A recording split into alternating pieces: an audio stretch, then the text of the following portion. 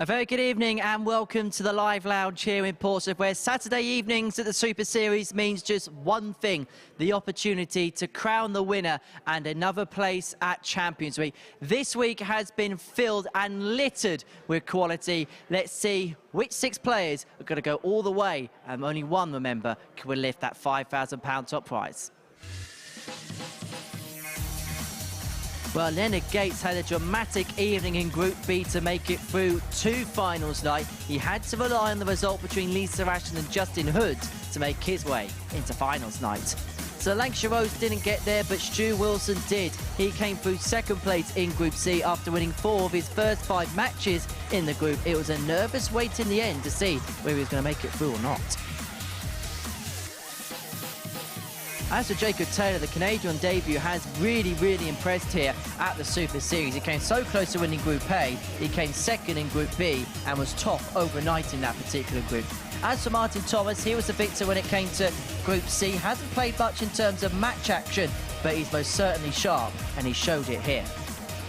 As far as Group B is concerned, as far as debuts go, they don't go much better than Justin Hood's. He finished top of Group B on 12 points.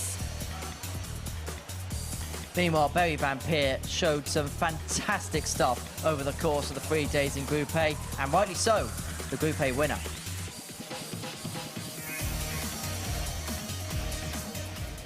Well, we saw a fantastic 5 days to get us to this point, which is finals night at the Super Series. And I'm happy to say that joining us up here on the balcony to reflect on what we see this week and to look ahead to a fantastic night, it is the asset, Paul Nicholson. Paul, as far as weeks go, I don't think I've seen many better in terms of overall standard. We did have a record on Monday with Group A when it came to doubling, but throughout the course of the week we've had a lot of ups. There have been a few downs. I think Group C was maybe lagging a little bit. We had a few tired players in there and people lacking in a bit of confidence after coming through Group A in the bottom 3.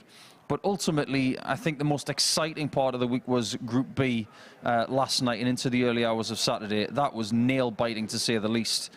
I'm just really curious to see who comes through tonight, because I don't think there is a definitive favourite, but 2 players will dominate the chatter: Jacob Taylor and Berry Van Peer, because their stats are better than everybody else's. Well, let's crunch the numbers then from what we have seen over the course of the last 5 days. This is week 8 by the numbers. We saw a big fish from Ryan Harrington. Well, to be honest, we saw any big finish from Ryan Harrington, especially yesterday.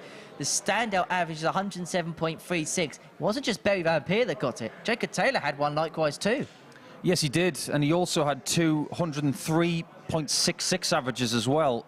Berry Van Peer started the week with 104, and the way he started told everybody just what kind of strength he was going to show. I think the way that Berry's gone about his business in 2023, he'll be very hard to stop. But the fact that he's going up against Jacob Taylor in the very first match of the night tells you just how strong this week has been. 85 as an average for the week, very acceptable. 33% on the doubles, very acceptable. But now's the time to kick into that next level to try and get that big check. Let's have a look then at the Group A table. Berry Van Peer won it with a record legs difference of plus 34. As far as debuts go in this competition, where does the one from Berry Van Peer rank in your view? Pretty elite when it comes to the thinking of the last couple of years. I remember when Mike Warburton in Southampton bagged 26 points on his first attempt, and that looked pretty good at the time. Only twice since then has somebody done better than 26 points. But that leg difference record that he broke this week of Raymond Smith from a few months ago, I wasn't sure that that would ever be broken, but it has been now, and everybody has got to try and better plus 34. That is a huge effort from him. But it's a very different discipline playing round-robin darts for a 3-day period, which he did on Monday to Wednesday. Now it's knockout stuff. But when it comes to knockout stuff, he's had success this year already. So is there anything he can't do? We're about to find out. Indeed we are. So that was Group A done and dusted. The second and third place players in that group moved into Group B, and they were joined by the reigning champion of champions, Leonard Gates. And last night really was a dramatic affair. Leonard Gates, Lisa Ashton, it all came down to legs 1 by Leonard Gates. won by 3 legs in the end. We did a bit of a tally to see how many legs he had got and how many Lisa had. But unfortunately, it was the smallest margin for Lisa. She put up such an incredible fight on Friday night and into Saturday morning. But ultimately, the 2 games that really cost her were the head-to-head with LG, and then after that, the game with Justin Hood, where he took out the 120 in that match, which changed everything, because if he didn't hit that and Lisa takes a 3-1 lead, maybe she goes on to get the 4-1 win that she needed. So that was Group B. Let's have a look at Group C, where in the end it was Martin Thomas and Stu Wilson that went through. James Hubble, at one point, it looked as if that his passage, it felt secure, even though it wasn't mathematically secure, and we were quite surprised that he didn't make it through in the end.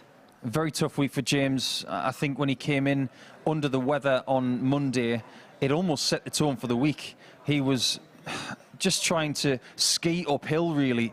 He was doing a fabulous job of it at times. He led Group A at one point, he led Group C, but unfortunately he found himself in the wrong position at the end. And key missed darts at double really did cost him over the couple of days in Group C. So that is how we've got to this point in the week, Saturday night's finals. This is how the players are going to be split up. 2 pools of 3 throughout the course of the evening. Group 1, try and pick that apart. I think it's fairly simple, actually. Van Peer and Taylor will be massive favourites.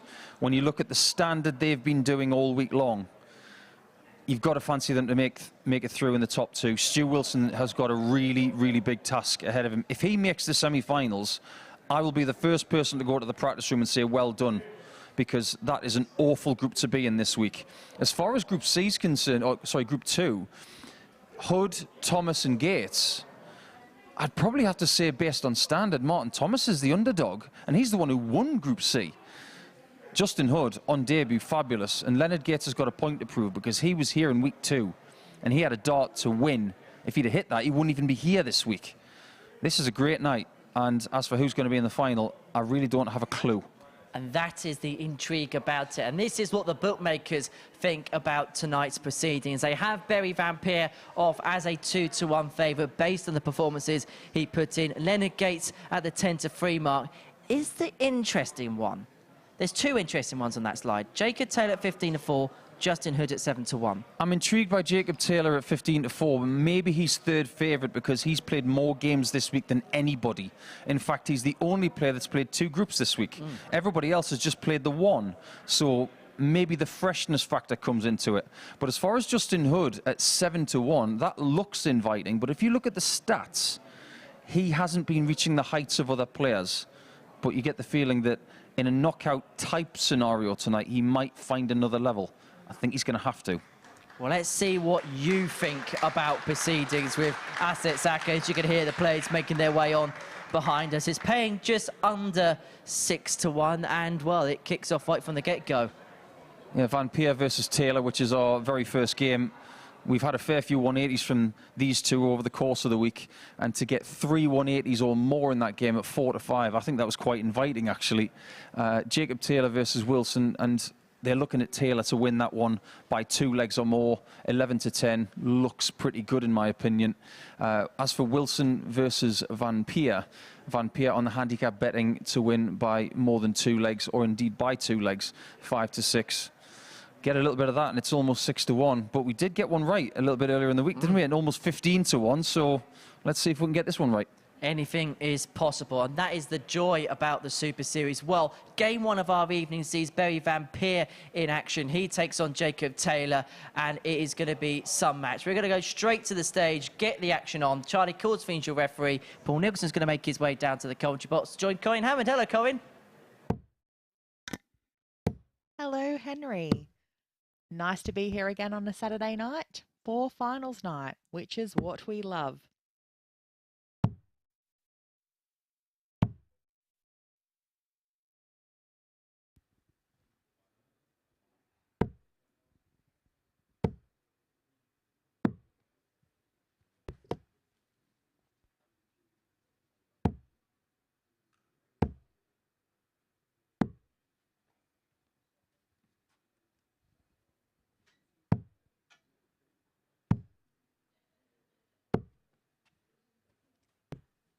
Here we go then.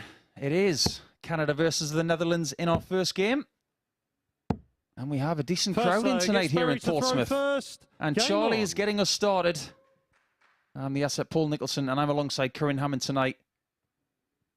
This is arguably the fixture of the week. They've played better than anybody else this week. But we haven't seen Barry van Peer since Wednesday. How does the two-day break affect him, do you think? We talk about this all the time. 100. And there are people that prefer to not have to play every day, and there are those that like to continue to play every day. So, yeah, I guess, you know, time's going to tell. I haven't asked Barry the question, so I don't really know. But judging by his first 6 starts, it's done him well to have a break. I think he's had a little bit of hunger over the last couple of days. Just having a wee chat with him earlier, he was struggling to find things to do over the last couple of days, and he's been chomping at the bit to get started, and he's hit Jacob Taylor really hard in this first leg. Like you mentioned, Corinne, we're talking about a player playing world-class stuff this week, and he has got double top and takes a 12-dart start. Barry van Peer. Well, how's that for a first leg of the night?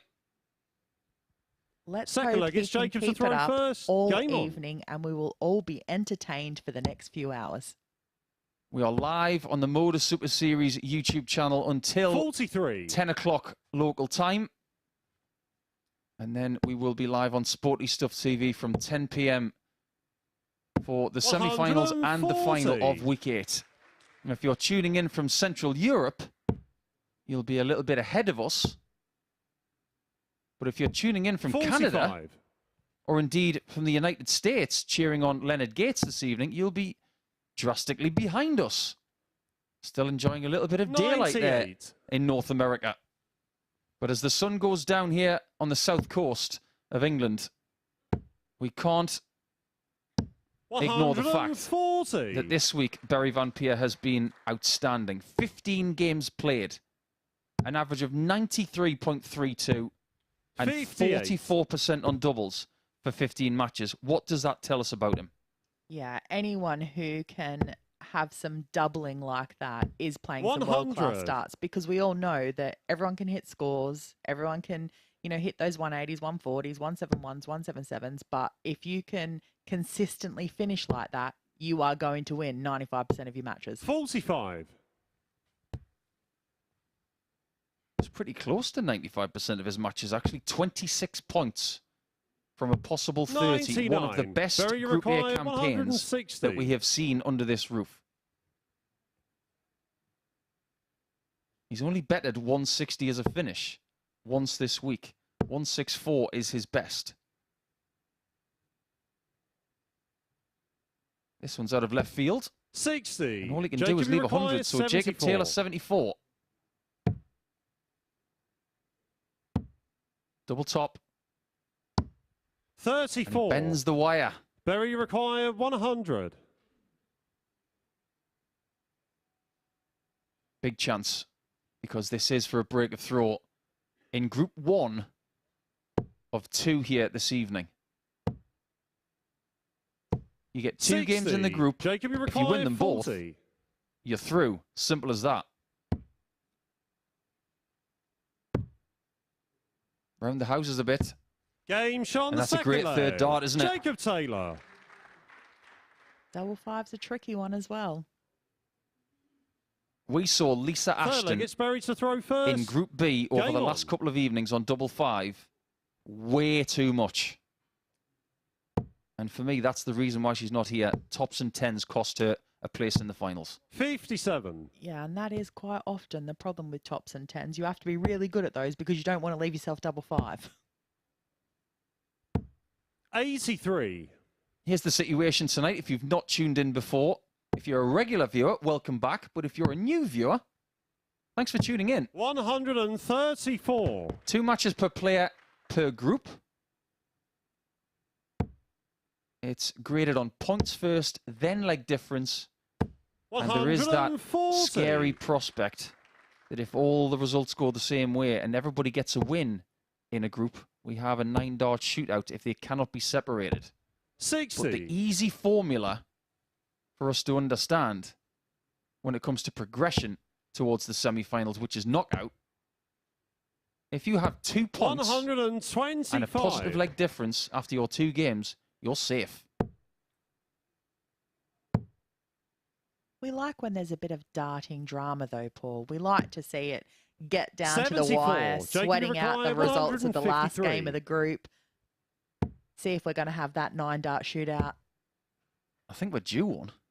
Yeah, it has been a while, hasn't it? 137. Van Peer, who started with a 12-darter, is being pegged back here.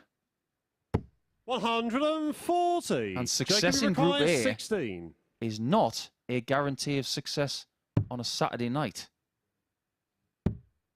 Double 4. 8. Berry Taylor Mackay, misses his 36. chance. We don't know at this juncture just how important those misses could be. Van Peer thought he was not getting a look at double 18.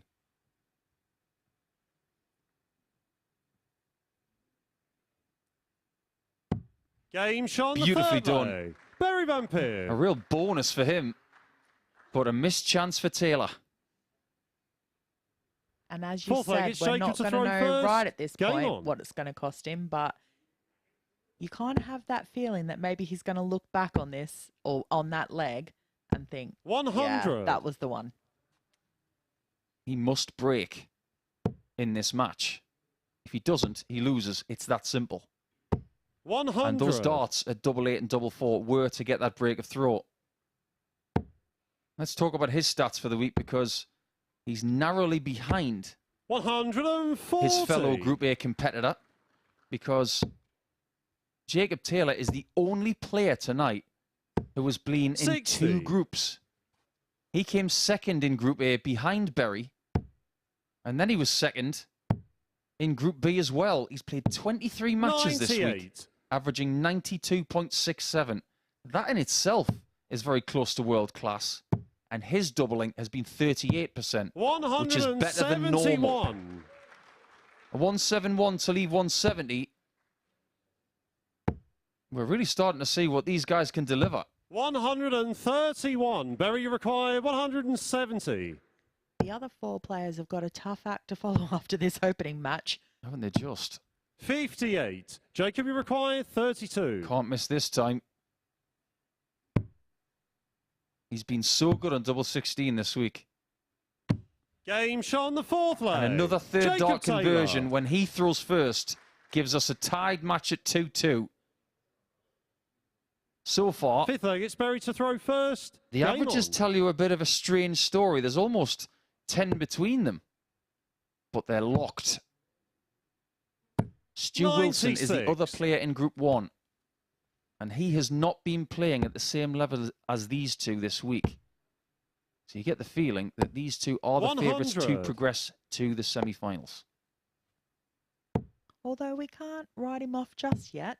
Hasn't been out there. Who knows what Saturday night will bring for him. 119. Adrenaline can do funny things. It hinders some, but aids others. When you've travelled 97. as far as Jacob has to be here, he wants to make sure he banks as much as he possibly can.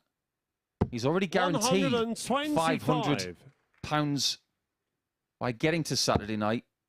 Make it through the group. You can add another £750 to that. 140. Make Berry the final required 161. £2,500. But everybody wants the check, which is currently sitting behind us.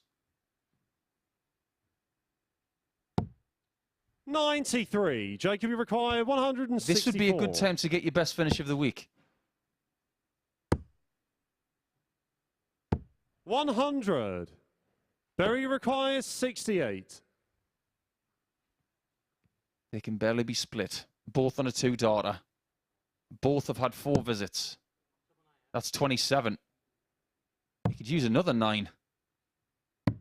Game shot on the fifth leg. How Berry key is Van that? Peer. He's just defending his throw really well. And he's got a positive head-to-head against Sixth the leg, it's truth Jacobs to this throw week. first. Game on. 2 wins and a solitary loss. What do you make of the nickname The Truth? Do you like it? 180. I have to admit, it's a bit of an odd nickname for a dart player. Like, I don't understand I guess there's a story behind it. You would think 140. so. As a nickname in itself, it's fine, but He's obviously enjoying himself. Starts with a 180 here in leg 6. Backs it up with a ton.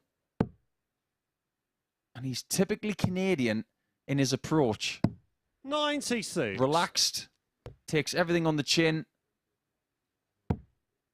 But is very, very hard to beat. 100. I get the feeling, Corinne, we are going to a 7th leg in the first game of the evening.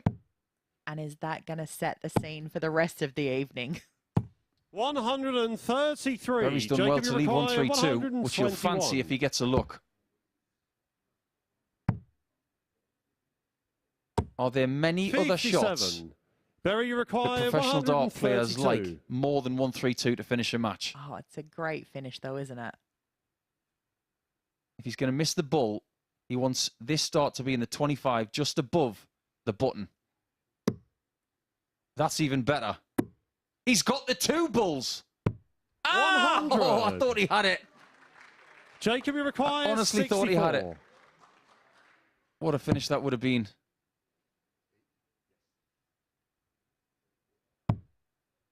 Double top to survive.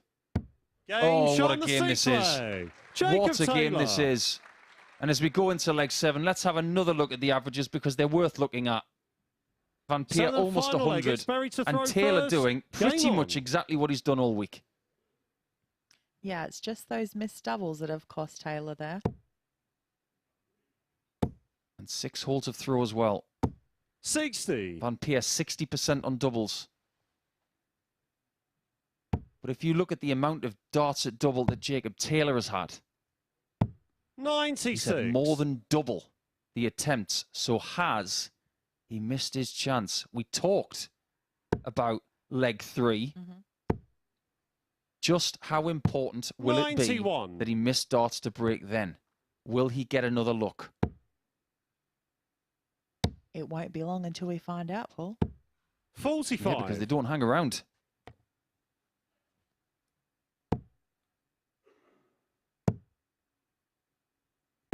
$96. You can't hear anything in here, and we've got plenty of people behind them. 43. They've played sterling stuff all week with nobody here, but look at the seats, they're full. 58. This has got to be a 140, I feel. 140. And it is. Great recovery skills from the truth. This is exactly what the doctor ordered. 180. What a time to get your first 180 of the entire match. I mean, a 180 is great at any time, but there is such a thing as a perfectly timed 180, and that was it. 87. Barry requires 16. For an opening win. The visualization. Shaking the arm out to make sure it's nice and relaxed. And No he score. busts it. He gives Taylor Jacob, you require one 90. chance to steal it. It's the bullseye. 65. And he can't cash in. This time, Berry's got to visualize something a bit more positive. Barry requires 16. I haven't seen him look this nervous all week. This is a very different thing that's happening tonight compared to Monday, Tuesday, and Wednesday.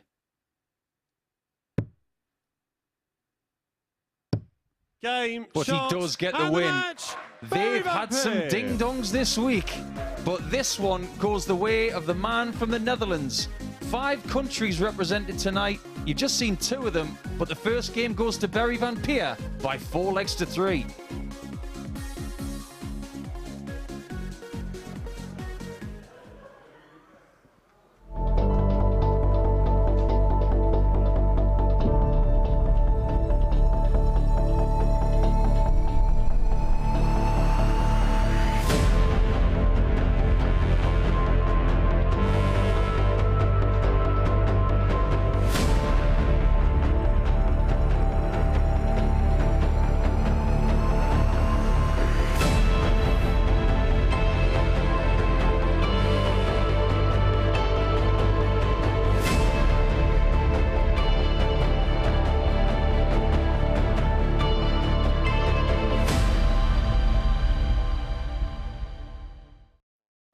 Well, if that is the starter, then we are very much looking forward to the main course here at the Super Series. Barry Van Peer getting the better of Jacob Taylor by 4 legs to 3 in that one. And it was a high-quality affair. The averages there, both above the 90 mark, 1 maximum apiece. But the key difference was down on the doubling, where Barry Van Peer had a 50% strike rate compared to the 3 from 12 for Jacob Taylor in the end. So it's Barry Van Peer who gets off to a winning start here in Group 1 of our evening. We'll see him in Game 5 against Stu Wilson. Victory for him there will see him into the semi-final. So from Group 1 into Group 2 we go now here at the Super Series, and it's going to see we're going to see Justin Hood in action against Leonard Gates. Hood, who was the victor in Group B, the winner of that particular group. He takes on Leonard Gates, and what a week he's had.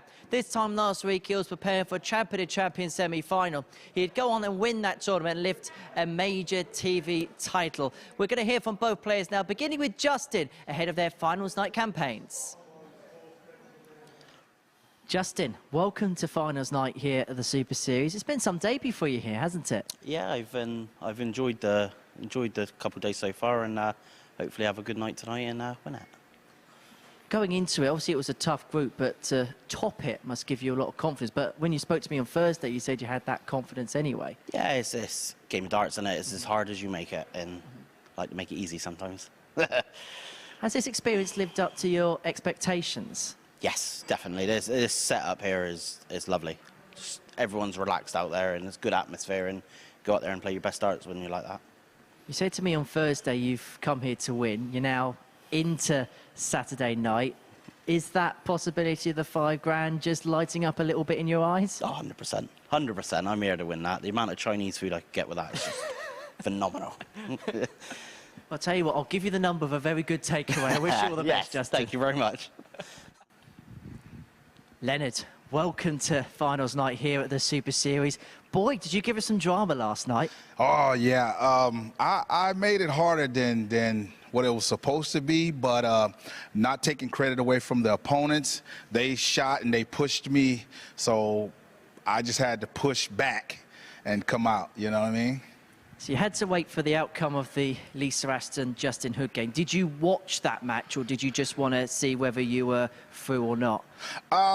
No, not really, because I figured I was through. Kind of like don't know how the tables work, but if I played her the first match and I beat her a certain amount of games, I played her second match, beat a certain amount of games. But she beat some good guys in good positions to put herself in a good position, and it was just like, whew, it's one of those kind of situations. But she was here. You always seem to make a habit of making it here to Saturday night here at the Super Series, and you came so close last time to picking up the weekly win. Yeah, definitely. I always say the third time's a charm. This is the third time. We're going to see if it's a charm, but definitely it's good competition that's going to be on the stage tonight. Each guy, each dart player know what they're doing. We just have to push each other and has the best strategy and the accurate darts to see who comes out. I'm sure you're going to charm us on the stage. Leonard, we wish you all the very best. Thank you. Thank you so much.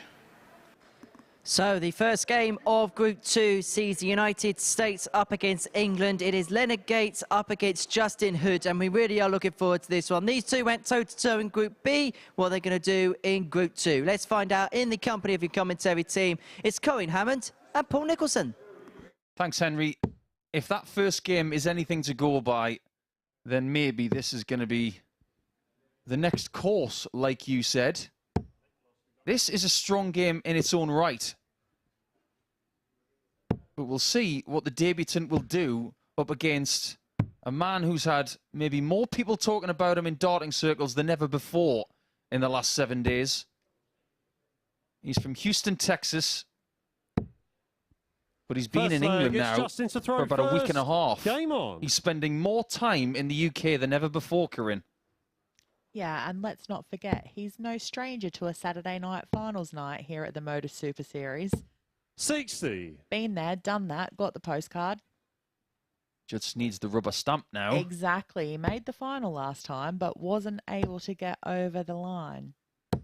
60. A certain Owen Bates took him out. And now he's looking to book another trip to the UK in around a month's time. because the Champions Week, or Week 13, as we like to call it here, that will start a month today. 60. He's going to get some air miles if he does win tonight, that's for sure. What a breath of fresh air Leonard Gates is, though. Let's just think about the first time that he graced our screens was probably back at the Grand Slam last year. Such a totally different player he is today to what he was when we first saw him, like those few months ago. Completely different. If you think about what he's done in the last 12 months, it's like he had ambitions of playing in some big venues. He's played in them all in 12 months. He's ticked all of those boxes. Lakeside, Wolverhampton, Blackpool, Ali Pali, MODUS Super Series, 97. Circus Tavern. Justin, you require 62. That's a heavy bingo card for a year. But he might be behind. And we can't forget that Justin Hood, on debut week here, is a very, very good player. An England international from 2022. Game on. And the winner of Group B cannot be ignored, even though he doesn't have the reputation of some of the other players here tonight. Yeah, reputation only goes so far. It's also about what you actually do when you're on the board. And if he's producing the stats, if he's getting the wins, then yeah, that can't be ignored.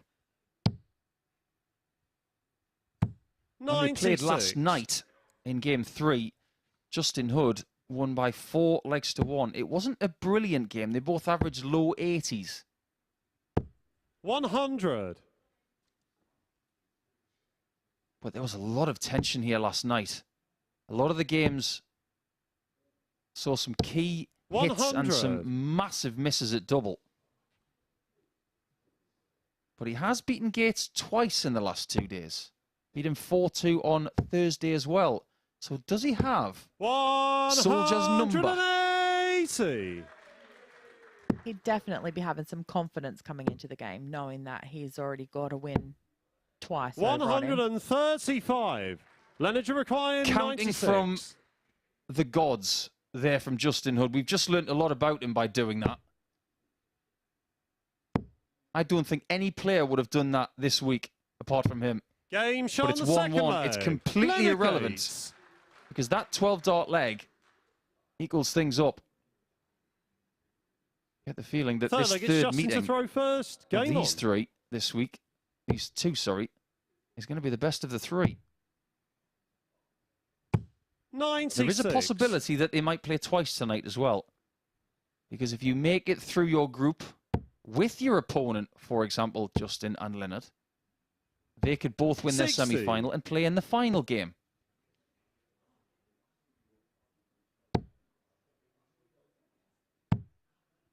These two are clearly taking notes with the first game that was being played because they're serving us up something just as great as what that first match was. We haven't seen anywhere near the full capabilities of Leonard Gates 100 over the last couple of days, but the main thing is he qualified. He did it by the finest of margins on legs 1 over Lisa Ashton. 108. Almost a Robin Hood for Justin Hood. I've been waiting to say that for the last 48 hours. And we were talking about nicknames in the first match here, and I just noticed that his nickname is Happy Feet. I wonder how he got to have that. I don't know the full story, so I don't want to speculate. Yeah. I'm sure we may have a chance of asking him at some point in the future. Well, let's look at what Justin Hood has done this week. 100. It's a very competitive level. 87.19 his average for 8 matches played. 42% on the doubles. Anybody who's over 40% here for a week 100 is doing a very good job. 100. His best average of the week, 92.5. I get the feeling at some point tonight he might have to better that. Another one of those will be good. 80. Just ran out of room. Leonard, you require 141.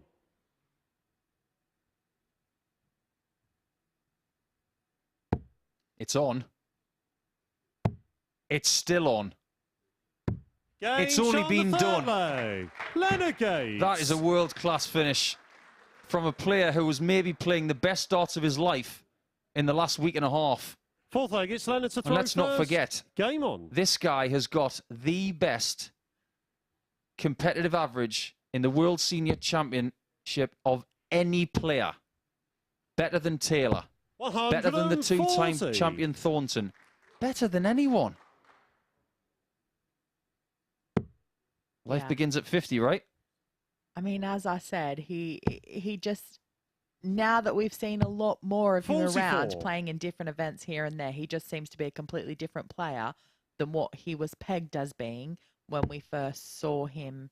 Was it the Grand Prix?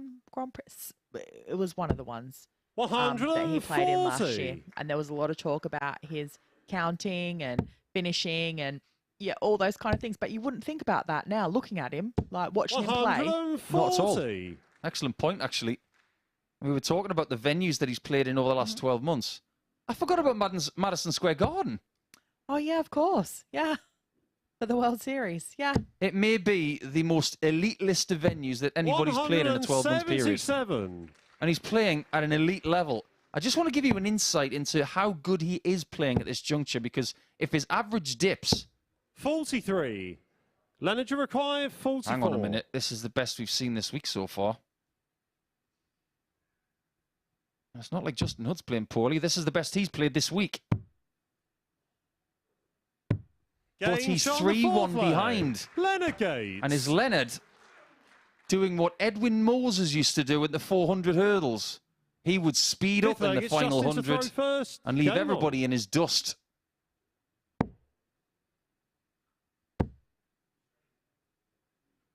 As I said, Leonard's been here before on a finals night. He knows what it takes to get through to the final. So understands the importance of winning your first match of the group. 140. I'm just marveling at his stats. Big average. He's got a max in there. Good 140 shooting. His doubling is 100. Supreme. 75%. In 4 legs. He's making Justin Hood, with his 100 average, look ordinary. He's had 100. A few little troubles with his equipment over the last couple of days as well. He's flip-flopped between 2 different sets of darts. And indeed, at the very start of this match, he had a different set to what he's playing with now. 174. My advice to you right now, Leonard, is do not change what you're throwing right now. But as soon as I make a point, Hood goes in and finds a maximum style visit and says to Leonard, I'm not finished yet. 100. Justin, you require 87.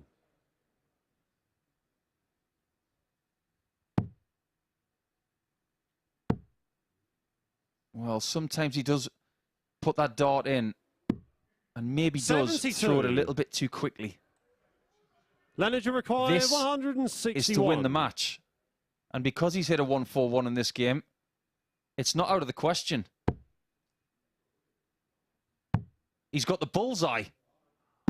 Wow. Shots and the match. That's the only word for it. What a performance from Leonard Gates, and what a time to put in the best performance of the entire week. He hasn't played anywhere near that well over the last couple of days, but he wins with an average in excess of 110 by 4 legs to 1. The first match in Group 2 belongs to Gates.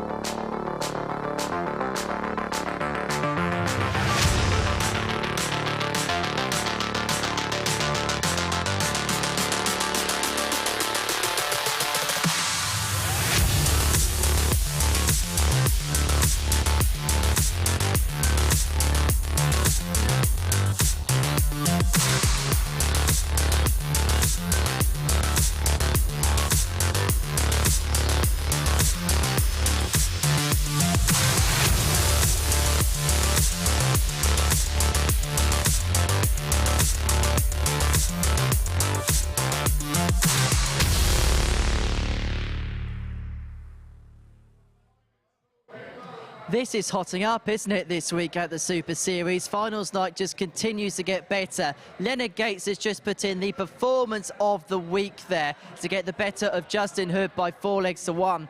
Doing so with an average of 110.5. Justin Hood, 103 average, hit half of his doubles, but didn't get a look in. 2-ton plus checkouts and finishing with that magnificent 161 checkout. Leonard Gates is here to play this week. That is for certain. Well, earlier on this evening, I caught up with Leonard in a little bit more detail to talk about what's been a crazy few months for him. He won the Champion of Champions event last week in Blackpool, North American Darts Champion at the Madison Square Gardens. It really has been a breakthrough year, 2022, for the Soldier. So we thought we'd catch up with him a little bit more to talk about that, but also how he got into the game. Well, Leonard Gates is here. It's been quite the few days, hasn't it, for you, beginning in Blackpool with that Champion of Champions win? Oh, yeah. It's been a lovely week and a half, lovely 2 weeks, however you want to put it. But being here in Blackpool and then coming to Portsmouth to the Super Series of MODUS, it's a great adventure of darts right now. You know, I'm feeling great right now. Fantastic. It feels like at the minute you've got almost like this boyish love of the game. You're playing in every competition, you're playing everywhere. It just feels like there's a real love of the sport with you at the minute. Oh yeah, it definitely is. It's I revert back to when I put this in perspective, I compare this to when I used to play baseball. I go to practice and I just want to be out there and I want to throw the ball all practice. I want to hit the ball, just being everything within the baseball. So when I come to darts, it's kind of the same thing. Okay, there's a board, there's a line. Let's throw darts, let's play games. You make up a game, we do a game, you put it all together and let's just throw until it's just like, you know what? Everybody else is left, and I'm the last one there. That's the same thing I used to do in baseball. As you say, you come from that baseball background. Is there certain bits, maybe on the mental side of the sport, that you could have taken from baseball into the sport of darts? Oh yeah, definitely. It's kind of hard to explain that if you haven't played baseball, but you say, for instance, you're an outfielder, right? 9 innings, no ball has came to you, and then in the 9th inning, the last out, a fly ball comes to you, and you're just like, oh my God, I got to catch this to end the game. So you got to keep that concentration and that focus throughout 9 innings of baseball, same way in dart. You got to keep the focus and concentration through every dart until the commentator says game, shot, and the match. As we can tell, you absolutely love the sport, but where did that love for darts begin for you? I'm going to say 1994 in San Antonio. Me and my cousin went out to shoot some pool, have a couple of drinks, and we saw some buddies of ours come in, and they go to where they had 2 dartboards in the back corner. When we were there, we never saw anybody shooting on them. So they came in and they started playing, and I'm just like, you know, I told my cousin, hey, what are they doing? They was over there playing darts. I said, let's go check it out. They told us about it, how it works and everything. They had dart cases and everything. And when I threw that first dart, it was something in me that says, you know, that dart wasn't good. Let me throw another one. I threw that one wasn't good. Let me throw another one. So following that, I was just like, you know what? Let me keep throwing until I can throw 3 darts consistently. Okay, went from 3 darts to 6 darts. Went from 6 darts to 9 darts, so forth and so on. And that's where it all started, right there. And then from that point, when does it become a bit more serious for you? When does the competitions begin to come in? When those same guys introduced me to a blind draw tournament where, you know, you don't know who you get. We got a partner and we won. And I was like, all right, good game, good shooting. And so we was about to leave, and the guy comes over and say, hey, wait a minute, don't leave yet. And I was like, what's up? I mean, the tournament's over. He's like, no, you want some money. I was like, what? Wait a minute, you can make money doing this? And I was hooked. I was like, oh yeah, I'm definitely playing darts from, yeah. And then obviously the last few years, it's been a really successful spell for you. And I suppose it kind of began, didn't it, really, in that Madison Square Gardens. You win that North American Darts Championship. And you've not really looked back since, have you? No. From that point on, I went back to the room, kind of celebrated, sat down and let it soak in and told myself, you know what? This could be something very positive. And I told myself, like, it didn't take me no time to tell myself, you know what, let's get into it, let's do it, you know. And I mean, not just let's do it. I've already been doing it, but I sat and thought, I was like, I could have been doing this a long time ago. But I guess I needed to sit down and focus and get the perspective on which approach to take to it, you know? And then you get that appearance at Alexandria Palace. For those of us who are never, ever going to know what that is like, just describe what it's like when you walk up to that stage and you're about to play in a World Championship match. Oh, man. I was just amazed by the crowd, the amount of people that was in that arena that night to watch us play darts, and then to have this, like, a lot of people knew about me and they cheered me on. I was like, oh yeah, I can get into this. I like this, you know. And the experience was phenomenal, you know. And then obviously you play at the World Seniors, you play that qualifier for Blackpool. First of all, what was that qualifier like at Blackpool last week? Oh my God, it was a drag out dog fight, because you don't take any player lightly. Each person I played against, each opponent I played against, they knew what they were doing. They've played this game before. Some of them played on the PDC and everything, and I was just like, oh my God, you know, I'm besting these guys, but you know, looking over that point, I just told myself, you know, stay focused. You know what I'm saying? Okay, one opponent at a time, one dart at a time, and just keep throwing to see how far you can go. Getting down to the finals, I was like, oh, I'm getting closer and closer. I told myself, don't get too excited. Just stay focused, stay calm, keep shooting.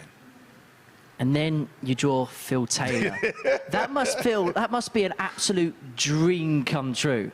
Yes, actually it is. When I first, like I say, got into dart, I Googled YouTube darts. And every time I click on it, Phil Taylor pops up. He's done this, he's done this, he done that. And I'm like, okay, I'm playing. And you say, you know what, one day I'd like to play this guy on the stage of Alexandria Palace. But unfortunately, he retired before I could get to that point. And I was like, oh well, maybe, you know, and I did not think the dream would come true that, hey, I'm actually going to play this guy in another tournament, another different kind of event, but same concept, darts, and it's the World Seniors darts, and I was like, oh my God, this is awesome right now. But I had to cut that light switch off and cut the other light switch on. It's like competitor. He's competing, I'm competing, let's go at it, you know? It's a great feeling. And then you beat him, then you beat Martin Adams, and then you're playing in a major televised final on terrestrial TV, 3.5 million people watching. That must be like pinching yourself territory to do those sorts of things. To see that on the headlines in my pitch, and they said 3.5 million viewers, I'm just like, oh my God. You mean to tell me all of these people watched this? It was like, I said, wow. That's all I could say was just wow, wow, wow. Amazing, just, you know, being up there doing that in front of millions of people. Not a million people, millions with an S on the end of it. That boy from Texas lifting big titles. Yeah, definitely. Hey, I got the strength to lift more if that's possible, you know what I mean? We love to hear that. And I suppose that's the question. What is the future for Leonard Gates? What is the next 12 months looking like? And what's your, I suppose, your goals and ambitions now moving forward? There are some things that are in place that I got to go participate in and this and that, but I just want to take them one step at a time. Stay focused, stay on the path of what I'm doing, you know, stay healthy, pray that everybody else stays healthy in the world, and just battle, you know what I mean? Just get into battle mode and see where it's going to take me, because I want to put some fear into some opponents' hearts out there. You know what I mean? So, of course, they might not fear me, but when we step on the line, we'll see how it goes after that. Well, we've most certainly enjoyed watching you play here at the Super Series and elsewhere over the coming months, and we really do look forward to seeing what the future for Leonard Gates holds. Thank you so much for your time. Oh, thank you so much. Thanks for having me, man. I'm loving it. I'm being here, and it's an awesome feeling. That's all I can say right now. It's just an awesome feeling, and darts. Darts, darts, darts. Indeed, darts all the way. It's so good to hear from Leonard Gates, and what a character he is, and what a great revelation he's been here at the MODUS Super Series. Well, he was the victor in our last game against Judson. How impressive he was. Let's dip down to the commentary box. Paul Nicholson and Colin Hammond there in comms for us this evening. Paul, I'll begin with you. We saw Leonard Gates at times have his trials and tribulations on Thursday and Friday, but he's come out the gates, no pun intended, absolutely flying. Yeah, you're not kidding, Henry. The thing is, over the last couple of nights, and you saw it as well, he struggled to find the right set of darts to do the best type of business. But at the start of that match, one of the things that will be forgotten is that he started with one set and changed it really quickly. At that point, you're thinking Justin Hood might be able to expose him by, playing him the third time in 3 days and maybe getting that third win, but nobody this week has played that well. And if he changes his darts from the ones he used at the end of that match, then maybe he's the next Peter Wright. But that was a sensational performance from Leonard. It's what we've been waiting for from him. Well, we're going to see Leonard Gates a little bit later on in Group 2. We're going to get to the middle game of Group 1 now. It's going to see Jacob Taylor in action. He lost out to Bay Van Peer by 4 legs to 3 in the opening game. But, Colin, how much can he take from the performance in that opening match? I mean, he played well, but he was just outplayed by Berry in the end. But he can take away with the fact that it was a 4-3 loss. I mean, it was a loss, but at least he got three legs on the board. But this is a must-win game for him here, because if he doesn't win it, well, that's going to see him going home, and no one really wants that. Well, guys, we'll let you go and prepare for your commentary of that one. It is match 3. He takes on Stu Wilson. I caught up with Stu earlier on this evening to assess his thoughts ahead of tonight's finals. Stu, welcome to finals night. How have you found your week so far? Tiring, if I'm honest. It's been difficult. 2 draining days of darts, and I felt it, but I've had a good rest, and hopefully I'm ready for this now. It's been a dramatic week as well. That was a Group C that went all the way down to the wire. It was, yeah. After the first day, won 4, lost 1. I thought I might need 2 more wins on the next day. Lost my first 2 games and won my next 3. Thankfully, that was what clinched it for me. I needed more than 2 wins. I needed the 3. And it's usually 5 wins or so, isn't it? 6 wins, maybe. After that second game on Friday, what were the nerves like? Jangly. Jangly. There was tension in the arm. There was angst in the mind. There was all sorts going on. And trying to put that away and play darts again and pull yourself together it's a skill you need to learn, really. And so finals night, in front of the crowd, big opportunity and the big prize on offer.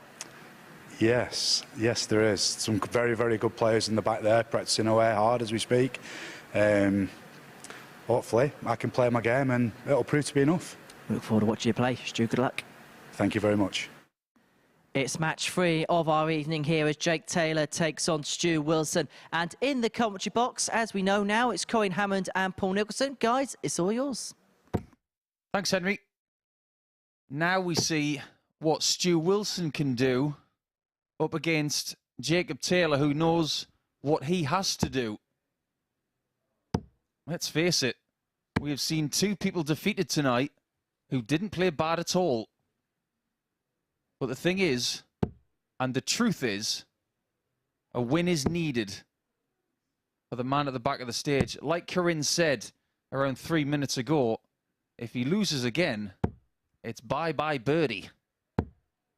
Yeah, that's what makes the Saturday night so cutthroat, and they're not used to this from the Group A, B, C situation, because they're playing in a pool of either 5 or 6 players, so they've got a couple of games to get into it, and you lose one, you think, oh, that's not so bad, no problem, I've got the opportunity to make it up.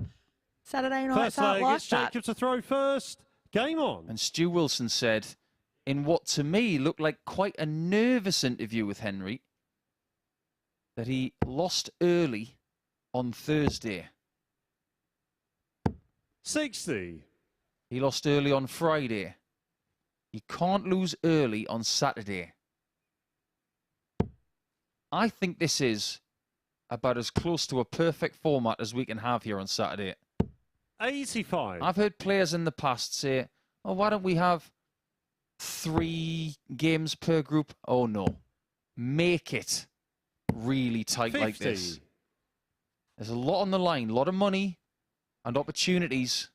If you can bag that 5,000 at the end of the night, you could more than triple that in just over a month. 100. But we can't ignore the fact that Stu Wilson, over the last couple of days, is not playing at the same level as the other two people in his 60. group. 84.89 the average for 10 matches. His best average, funnily enough, in one match, 93.03. That was a losing average 45. as well. So the stats don't tell a great story, but Saturday is the right time to find your best. 100. Yeah, it is. And that's not to say, though, that if Taylor starts producing the same kind of darts that he was doing in his first match, that Wilson wouldn't be able to rise to the occasion, because he might be one of those players that when you're playing against someone who's playing better, you tend to lift your game. 80.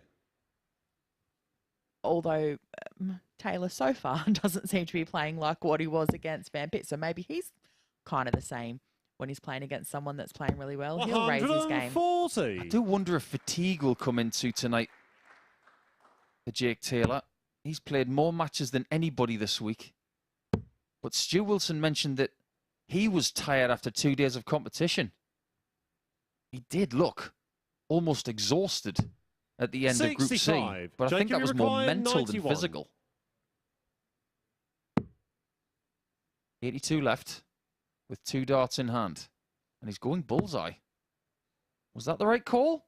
Or was treble 14 the right shot? Stu, you require 126. I like the bullseye route. I'm not going to lie. I wouldn't have done any differently. Well, Stu Wilson has taken the 26 off of that 126. 46. Jacob, But you the first require dart 20. scuppered the chance of taking the whole shot in one visit. Double 5. 10. What a chance for Wilson Stu, to get you an opening require leg break. 80.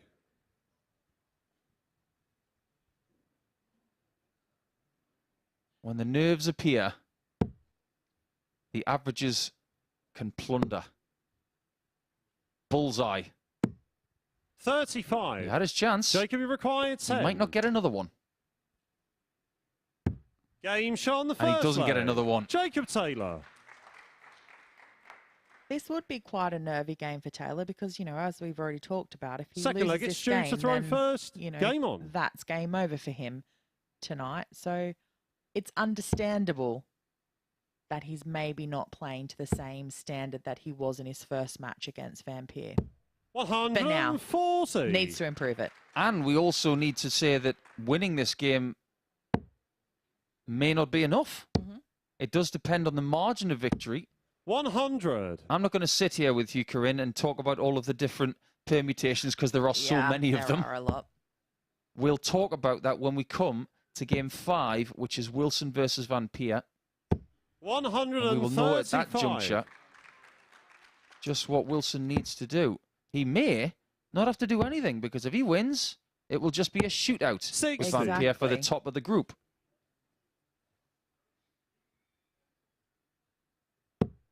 Do you think it's an advantage to be in the position of Stu Wilson 30. and Martin Thomas in Group 2 in playing games 2 and 3 in the group? Because you know that your first game of the night, you don't necessarily have to win it.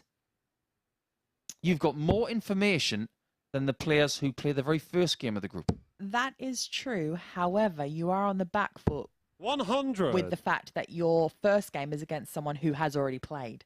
Correct. So that's a nice way to even things out. 43. Stu, you require 96. And as we know, Saturday night finals is different to what it is during the rest of the week, mainly because there is a crowd in. Whereas, no, you know, you've been playing in silence all week, really. 80. I think that was quite courageous from Stu Wilson there. He's left himself on 18. 100. Just imagine if he jags that dart a little bit to his left and busts the score and goes back to 96. I think that shows a little bit of courage in his conviction. 2 great guides for double 8. No score. How was that not gone in? Jacob, you require 98. Only the width of a wire in it. Double 12 to double the lead. 86. He's Stu getting lots of darts at double tonight. He had 12 against Van Peer and still couldn't get the win. Game shot on the second leg. This one's level. Stu Wilson. Now, just imagine if Jacob Taylor Third wins leg, it's Jacob to throw 4-3, first. Game on. and then Stu Wilson beats Van Peer 4-3, that is a scenario that gives us a 9-dart shootout. 43. Exciting times when we've had those. I will never, ever forget the first one we had here. It was the first 3-way 9-dart shootout in the world. 36.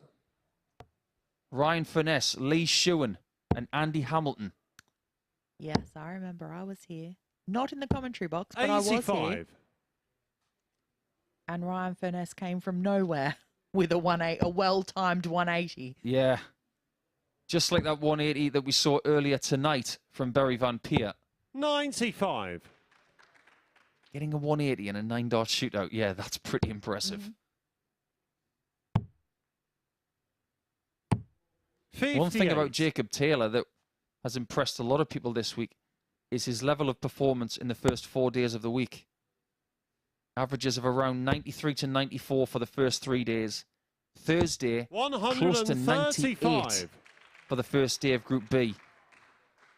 But yesterday was his worst average performance of the whole week. In fact, it decreased by 14 points from Thursday to Friday. Does that tell us that fatigue is coming in? Has he thrown his best stuff of the week, potentially? 43. Maybe it was just jet lag finally kicking in. And let's not forget, this is the third different time slot he's played in this week. That's very true. Group A with a 9:30 start, Group 51. B with a 10 p.m. start, and now the finals with a 7:30 p.m. start. So yeah, he's done them all. He'll just be glad that we don't start at 3 o'clock in the morning. He has left himself on a bogey number, and he's maybe going to pay for it. Because Stu Wilson's left double 6. And he threw second in this leg. 100. Stu, you require If he misses 12. this to the right, the way his darts hit the board, it won't be a marker. Game shot Who on the needs third markers when you leg. hit it first Stu start? Wilson. Stu Wilson takes the lead. He's now 2 legs away from eliminating Jacob Taylor. Fourth leg, it's Stu to throw first. Game on. Easy for me to sit here and say that it's a long way from Portsmouth to Preston. But it's a little bit further to Newfoundland and Canada. You can get to Preston in around 4 to 5 hours. 95. To get back to where Jacob lives, it's going to take the thick end of a day. I know that feeling well. 60. I don't think anybody beats Raymond Smith when he won Super Series 2 45 minutes after hitting the winning double. He was on his way to Heathrow Airport 100. to go back home. It's one of the most impressive smash and grab jobs I've ever seen. Mm-hmm. Win the check, get out of there. 100. Great order from the crowd tonight. I think they're as mystified as we are as to who's possibly going to win tonight. Is it going to be from left field? 99. Everybody thinks that the winner's going to come from Gates, from Taylor, or Van Peer. You never know. It might be Martin 85. Thomas. We haven't seen what he's doing yet. He's next against Leonard Gates in Game 4. And 5 different countries represented tonight. England, the only country who have 2 players 171. represented. And Stu Wilson is flying the flag brilliantly here. 41. But it's fair to say that Taylor is Stu, not you playing well, require averaging 36. 73. No, and Wilson has definitely picked up his game in the last couple of legs because the first leg wasn't a great one for either of them in terms of average standard. He's going to split again. He refuses to leave double 9. 20. Probably shouldn't leave 36 then, or hit it. One of the two. I say this all the time. If you like 36, you must like double nine as well. 60. Or you have to learn to love requires it. 16. It's like the 20s, 10s, 5 route. Absolutely. Game He left shot double on the eight. fourth leg. He's Stu hit double eight. Wilson. Jacob Taylor now needs 3 straight legs. Otherwise, his Saturday is done. Fifth leg, it's Jacob to throw first. Game on. Maybe I cursed him yesterday by saying that I thought he was going to win. Oh, we know how 100. that commentator's curse goes, Paul. Oh, it happens all the time. Mm-hmm. If you compare the amount of games he'd played before tonight to everybody else, his nearest rival was Barry Van Peer, who'd played 15 games. Taylor had played 23. Don't tell me that's not a factor. Especially when he's travelled the furthest distance as well. 140. Or should I say, maybe not the furthest distance, because Leonard Gates is further away, but the most awkward distance.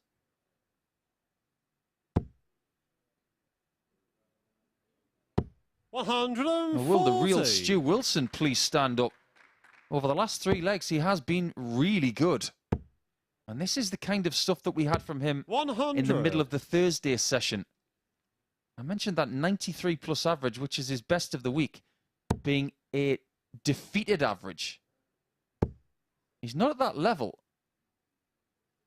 But it feels like he has been over the last 3 legs. 161. Yeah, take out that first leg, and I think had to pause there to see 136. if there was going to be a bullseye. Should require But 101. quite close. Well, now Wilson's got the opportunity to take out 101 and the match and secure himself through to the semi-final. He may have needed that bullseye, Jacob. Let's find out. 89. That close Jacob, you to require being 25. through with a game to spare. You can see that he was almost frozen. He thought it was in. Game shot on the fifth. But now he's got to go all the way back to the Taylor. start. There are no guarantees in darts, Corinne. You know this. No, Sixth leg, it's Stu we all to know throw this. first. He was, Game on. 24 away from winning the match, and now he's back to 501 away. You can have a 3-foot putt to win the Ryder Cup. But if you miss it, 97. you then have to go to the next tee, potentially, to go through the thick end of 500 yards again. It's the same in darts. It's not about distance. It's about numbers. You can be 1 dart away from winning a match, but then you've got to do all the hard work again. And if he doesn't hold in this leg, 95. the 9-dart shootout is still alive. It's very much alive. Let's face it, if Jacob 140. Taylor can get out of this with a win, he just needs Barry Van Peer to go a little bit crackers against Wilson to do him a favour. And he might need to change his nickname from The Truth to Houdini. 58. I'm only saying that because Wilson's already had a dart to win the match. Taylor is just sticking in there 174. the best way he knows how, and with a 174, he gets himself to a 2-darter. His average is starting to creep up, and when you consider he's playing better now than at any point in this game, that 83 average tells you just 60. how poorly Jacob, you he's require played 91. up until this point. Might look at the bullseye again this time for 82. Again, it doesn't work. 31. How are the nerves now, Stu? Yeah, Taylor did kind of mess up that shot there, but he does have the luxury of time with Wilson back 60. on 191. Jacob, you require 60. But you kind of feel like now's the time that he needs to put away the 60. Double 10. 40. And because of that miss, I've got to ask you a Should really quick require question. 131. He went for a 20 on his last shot. Should he have gone 19s? Because he could have left 132, which is easier than this. And he's paid the price for that 50-50 call. Yeah, I agree. You'd rather have 1-3-2 64. than 1-3-1 or 1-3-3. Because of the beautiful thing called the bullseye in the centre of the board. Jacob Taylor. But we are 3-3 here. And Wilson, who did have a match dart to win it by 4. 7th and final leg. It's Jacob to throw first. Game on. Now has to break through to eliminate Taylor. He is still in. 140. And still kicking. I mean, and Wilson already has broken him once, but then he's had a break back. What Wilson can't do here is think about the match starts that he's had. 39. Because that's not going to do him any favours whatsoever. The amount of times 100. that this guy has gotten himself out of jail. I go back to a match he had in Group B with Leonard Gates. There is no way he should have won that match. Absolutely no way. But 100. he still did by 4 legs to 3. He averaged 86.64 and hit 4 from 14 on doubles. 60. Leonard was 6 better than him on the average. And that was a game that Leonard threw away because when he had 66, he went for treble 20, double 3. And he ended up in the madhouse. 135. By the end of it, he was just mad. Yeah, well, I mean, he probably deserved to be in the madhouse if he was going to do something like that. 100. Well, if there is a script to this match, Stu, I think you need a 140. Do you agree? Yeah, definitely a 2 treble visit. Best he can do is 1. 60. Can't Jacob find it. require 101. Double 12 this time for Jacob. 89. Almost the same spot as the one that Stu Wilson hit. 167. But that seems like a long time ago now. This is a big ask, but it is to qualify. And it's on. Not anymore. 87. He is praying Jacob right now require 12. that Jacob can't find double 6. Game shot. But some bad and the news match. comes your way. Jacob Taylor. He did have his chance to knock Taylor out, but the truth is still alive. And he just needs a little bit of a favour from his old pal, Barry Van Peer, in the next match in Group 1.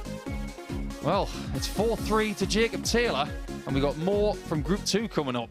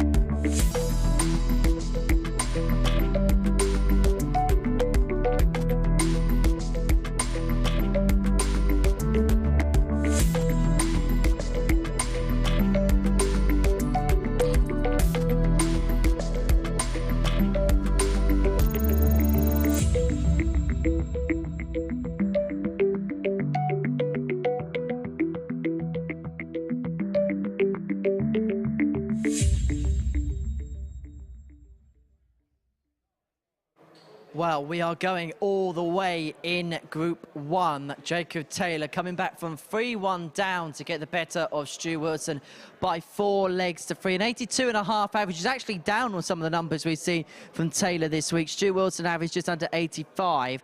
4 out of 12 on the doubles for Taylor. 3 out of 11 for Stu Wilson. That's the difference in that one. But Jacob Taylor showed some true grit and tenacity to stay in the group.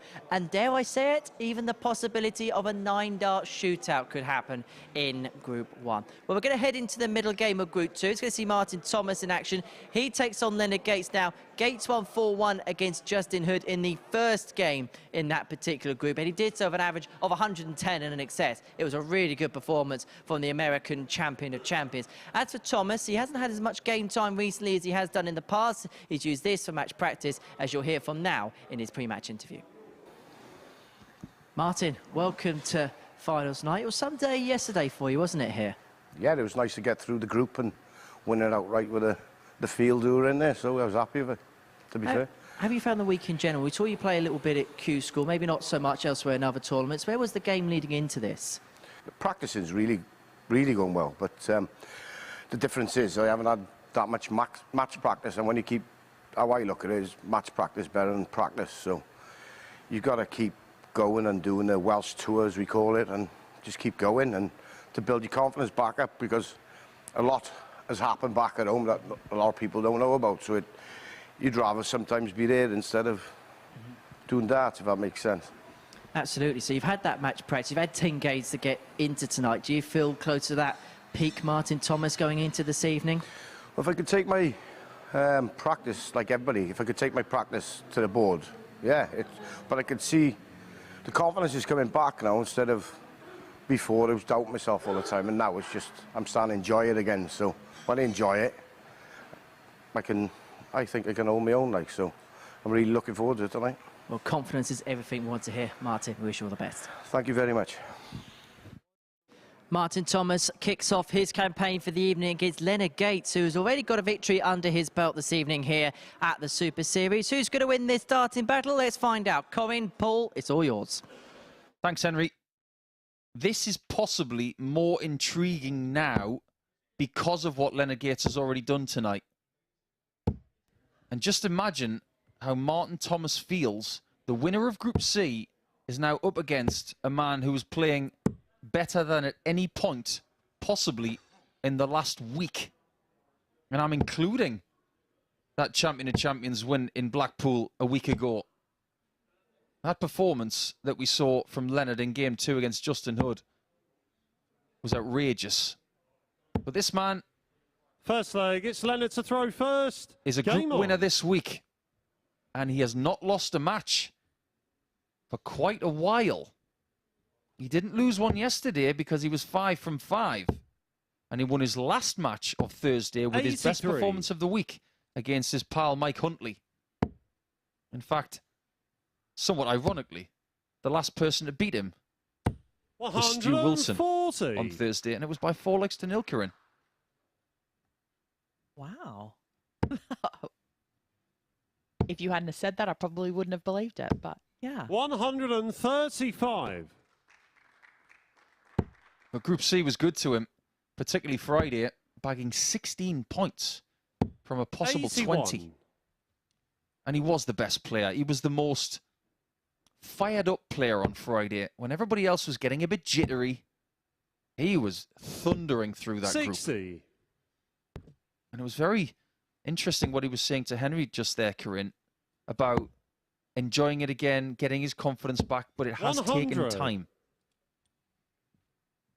Yeah, as dart players, we all go through those dips and troughs and whatever, don't you? You go through a period that you play really well, then all of a sudden it you know, dips down, and then you find yourself there, and it's a long way back up to the top again.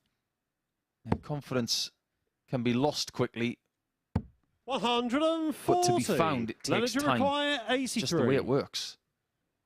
On a double after 12 darts, and the way Leonard's playing, he might not get a look at it. That's 6. So 77. He could go treble 15 or treble 19. It's double 10. Is there anything he can't do? Leonard Gates. He was 80% on doubles in that first game of the night, and I'm not going to let anybody forget the fact that he hit a 1-4-1 and a 1-6-1. How complete was that performance in Game 2? Yeah, 80.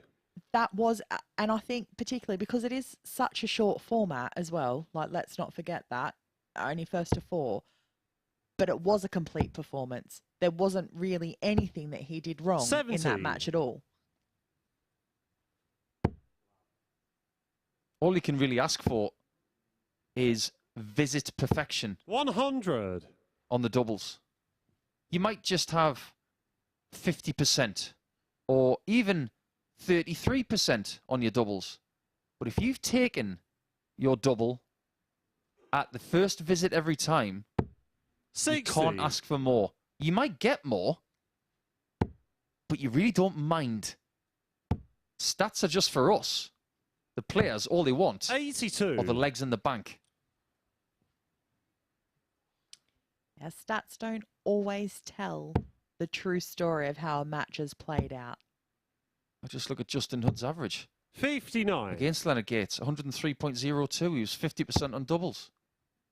That's his best average this week by 10 points. And he lost. 59. I'm sure there are a lot of young players out there who obsess over averages, and I'd love to average 100. Would you rather average 92 and win or 103 and lose? I'll leave that with you. I'd rather average 61 and win. Correct. Me too. Me too, especially on a Saturday night here at the MODUS Super Series. 100. Thomas is in the same position as Stu Wilson from Group 1. He'd really like to get the win. But if Gates does win, 100. Martin, you he require is guaranteed 80. a semi-final spot yet again.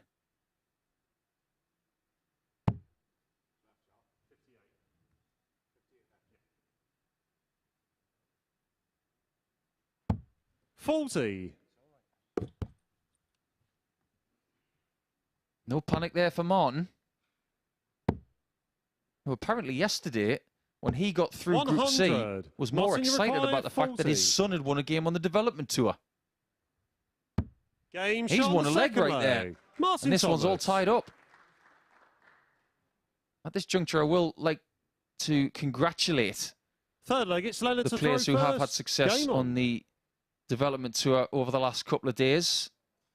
A certain Luke Littler at the age of 16 won a tournament 100. earlier today. He is top of the order of merit after 4 events. But many congratulations to someone who has played right here, who won 60. in the last hour or so. Gian Van Veen beat Adam Paxton in the final of Development Tour 4. So many congratulations to Gian Van Veen. 100. And another person who played here at the back end of last year won an event yesterday, Dylan Slevin. It's not the bad... 43. It's not a bad little vehicle to help people with success, this place, isn't it? Yeah, it goes all right. Yeah. Yeah, look at people like Graham Usher on tour now. 140. Adam Warner won a week last year. He's on tour now. Well, and then you even think back to the previous 41. Leonard to Super require Series studio in 161. Southampton before, you know, we got this amazing place here in Portsmouth. How many players that have played, have gone through the doors there and now on tour? There's quite a number of them. 97. Robert Owen's another one. Mm-hmm. Many a Saturday night success for him. Many a Saturday night success last year for Josh Payne, who was on tour. You never know, one of these guys might be on tour next year. So we'll have to savour them while we've got them. And ooh, a little jig there from Martin C. Thomas, as he's got in the back of his shirt. One more 16 for the double that cost him in week 2. 48. Got time on his side for now, but maybe not for long. 99. Leonard requires 16.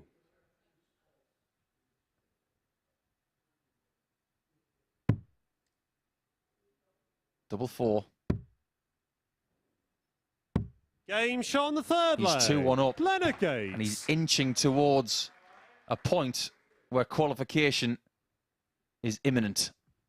Fourth leg, it's Martin to throw first.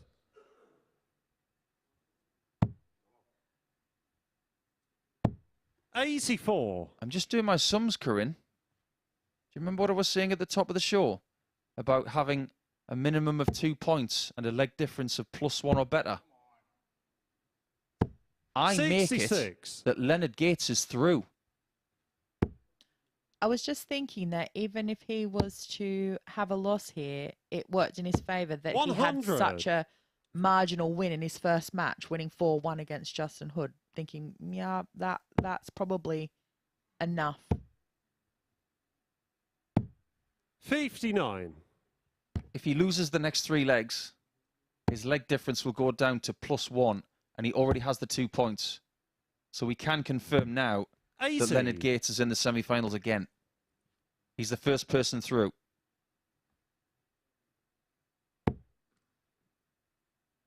Let's go back to week 2, when he was here in that 45. final with Owen Bates. It was 3-3. He was on 64, like he was in that previous leg. He had 1 dart at double 16. 43. If he'd hit that, he wouldn't even be here. This is very true. He could say that he likes Portsmouth. 81. Has anybody said that better in history? From Blackpool to Portsmouth. Yeah. It was 100. really quite refreshing to listen to his interview that we watched in between one of the matches earlier. I mean, I guess everyone has a perception about different people, and you know, you just see them when they play and all those kind of things. But it was 94. really nice to hear him talk about his love for darts. Double 10 for Thomas. 84. Gives Leonard a look. Leonard, you require 155. He'll be loving darts even more if he hits this. It's not out of his reach, but it is now. 78 leaves 77. Or 77 leaves 78. 95. Martin, you require 10. I'm glad he got it right. Game And shot. I'm glad fourth Martin got it leg. right, because we've got Martin another tight game in Thomas. our hands. And he's giving double 5 a bit of a stare. Fifth leg, it's Leonard to throw first. Game on. Just wiping his left eye a little bit. And he has had a bit of a cough over the last couple of days as well. We have had some players this week who have not been 100%. 140. James Hurrell being one of them. But he was so courageous in his fight to get through Group C. He ultimately came up short. But I will tip my hat to say that he put up 80. an almighty fight. And I'm sure we'll see him again. If you're curious, the weekly average coming into Saturday night for Martin Thomas was the lowest of the 6 players. 84.19 in his 10 matches played. And he also had the lowest doubles percentage as well at 35%. 62. But they're just guides for what's happened before. Not a marker for what will happen in the future.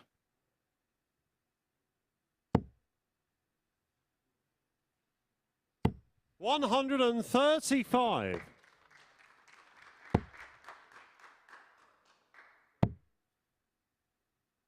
It's a very respectful crowd. 134. And a perfect time of night to play darts, 86. isn't it? Everybody likes playing darts around 9 p.m. Double 16. 70. He's missing it now. He'll be hoping he doesn't miss it again later.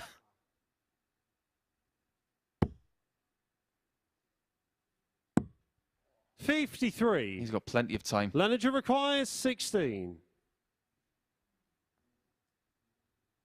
2 8s. He's back in the top right corner. Game shot With on the success. fifth leg. Leonard Gates. Now, Thomas is in a position in this group Sixth leg, it's where if Martin he to throw loses first. another leg, it's just a straight shootout with Justin Hood. 81. Someone who he's not gone to bat with or bat against here this week. As for Gates, he hadn't even beaten Justin Hood up until 100. tonight. But boy, did he get his own back. But using that phrase of going to bat, that was something that Leonard was talking about, his previous 85. frivolities with baseball. I didn't think there'd be too many baseball analogies we could think of here for darts. No, you wouldn't have thought so. 99. You don't get 3 strikes and you're out.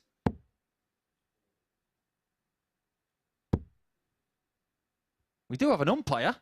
His name is Charlie 83. Costerfield and he's one of the best. He's not wearing a mask. Doesn't need one. You would hope not, anyway. 115. This has got to be good. And it is. 135. Not bad at all. A lead of 70. And a guaranteed look at it. But how small can Leonard make this shot? 60. That was a very snatchy last start, and that's the second visit that's happened.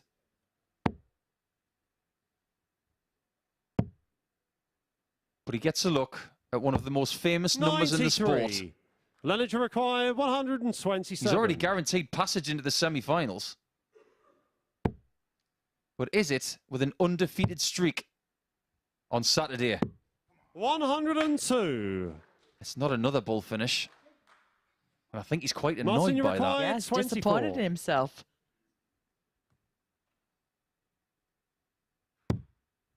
Game shot. We are going all the way. He wasn't Martin sure it was in Thomas. until Charlie called it. Now it's a really good thing final leg. It's Leonard to that throw Gates first. has got Game those on. extra legs in the bank. I think the person who is under pressure now is Justin Hood.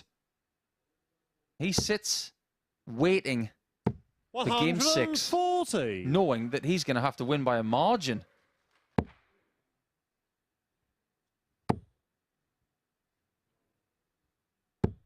$60. There is no doubt in my mind when I say this that Justin Hood desperately wants Leonard Gates to win this leg. Oh, yeah, of course he does. I mean, either way, Hood's going to have to win his next 97. match against Thomas.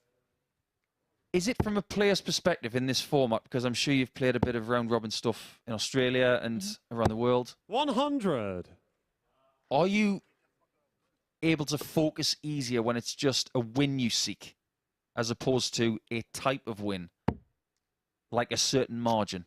Yeah, I think so, because if you know that 140. not only do you need to win, but you need to do it 4-0, 4-1, or what, that puts an even greater pressure on just the win itself. 100. Leonard to require 124. Good news, Justin.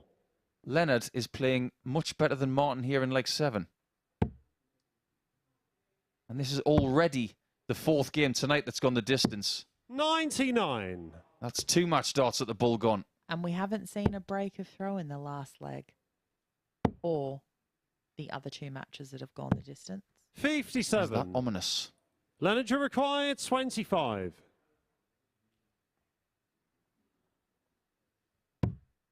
For 2 wins from 2 in Group 2. 17. Not just yet. But maybe he will revisit a good friend in double 4, which he's needed on a couple of occasions in his second group game of the night.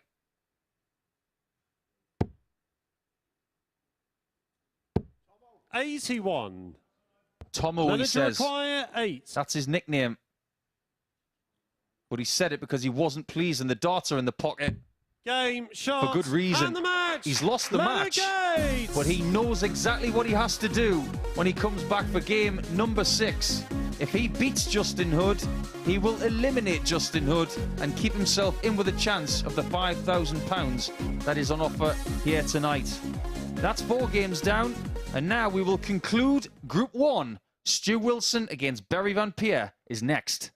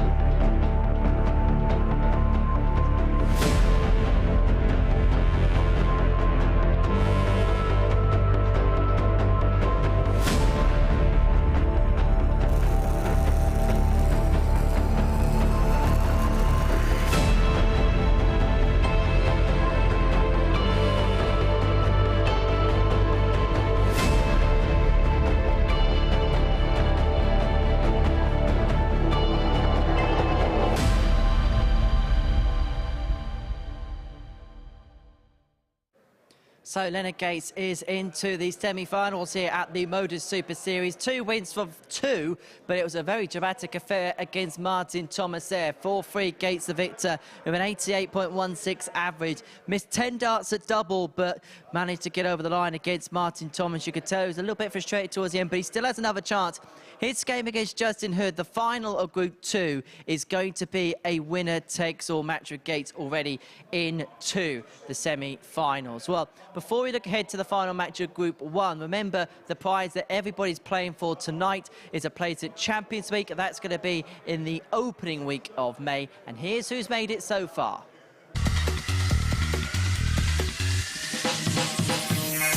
It feels a long time ago, doesn't it, when John Worsley got over the winners enclosure, but he got the better of Andy Hamilton in a deciding leg in the final of Week 1. Well, it was the Womble who made his way into the opening week's final, and it was Owen Bates who beat Leonard Gates to claim the Week 2 glory here at the Live Lounge. Gates missed a dart at double 16 to win it. Owen Bates, well, you can see exactly what it meant to the young man from Exeter. As for Jelle Klassen, he also had to dodge match darts en route to making it through. He got the better of Jack Main by 4 legs to 3. And as you can see, the common theme has been tight encounters. But when it came to Week 4, Scott Taylor blew away the opposition. Andy Bolton played some fantastic stuff. But when it came to the final, the performance of the week came to Taylor, who averaged 109 to get over the line. Mike Warburton was the winner in Week 5. He got the better of Conor Heenahan, a man who hit a 9-darter in this week and missed double 12 for another one in the final. Meanwhile, Matt Clark will be the first player to play 2 Champions Weeks in the 12-week format. He got the better of Robert Thornton to claim Week 6 glory. As for Week 7, that was simply Steve West. He got the better of Fallon Sherrock by 4 legs to 1 in the final to claim the 7th spot out of 12 at Champions Week.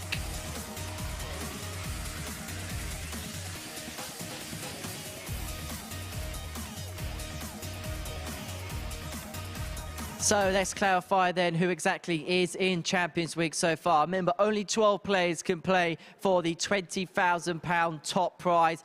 John Worsley, Owen Bates, Jelle Klassen, Scott Taylor, Mike Warburton, Matt Clark, Steve West. And those question marks is over who's going to be the 8th name to join them. We are going to find out the answer to that in around about 2 hours' time. But the question marks we are going to ask here is how Group 1 is going to conclude this evening. It's going to see Stu Wilson in action against Barry Van Peer, and anything could happen, even a 9-dart shootout. To get all the possibilities square and to talk us through the action, here's Colin Hammond and Paul Nicholson. Thanks, Henry. Everybody just taking a little bit of a break in the crowd because they know that Leonard Gates is through.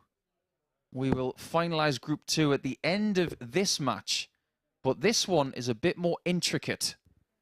This guy needs a win. If he doesn't get it, he's not going to the semi-finals. But there is a caveat with that. If he wins and beats Barry Van Peer, the Group A winner from this week, by 4 legs to 3, there will be more darts before the semi-finals in the way of a 9-dart shootout. If Stu Wilson wins by 4 legs to 2 or better, he won't just get through. He'll win the group and eliminate Barry Van Peer. We'll keep tabs on it over the next 20 minutes or so. First leg, it's Stu to throw first. Game on. So what you're really trying to say is that it could possibly not be decided at the end of this match who's going through for Group 1. Correct. It's about as jumbled as it gets. 60. There's one person in the practice room right now who's thinking, done my job. I might be through. I might not be through. 45. Jacob Taylor's got 2 points and an all-square leg difference in this Group 1 campaign after 2 matches. And at the very worst, 58. he is guaranteed a 9-dart shootout. That's quite a comfortable position.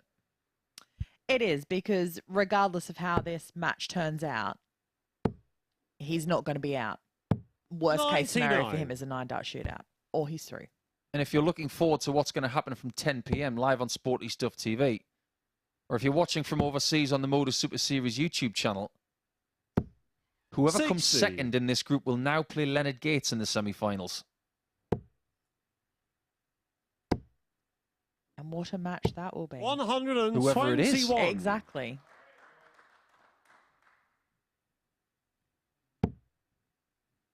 There have been times this week where I've not been able to take the drama. 40. And there have been times where I thought Group C would never end. I'm being honest when I say that because there were a lot of nervous darts there. But tonight, 140. I'm genuinely unsure as to what's going to happen next. If Barry Van Peer, who was the first in the building today at around 4:30 local time, he wants that title tonight. 60. He's going to have to work really hard for it.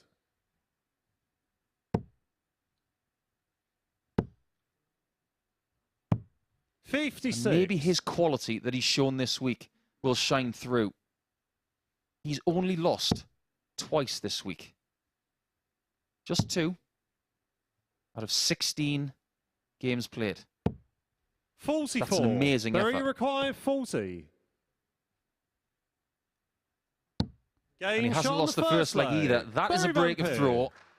And Stu Wilson has got a lot to do.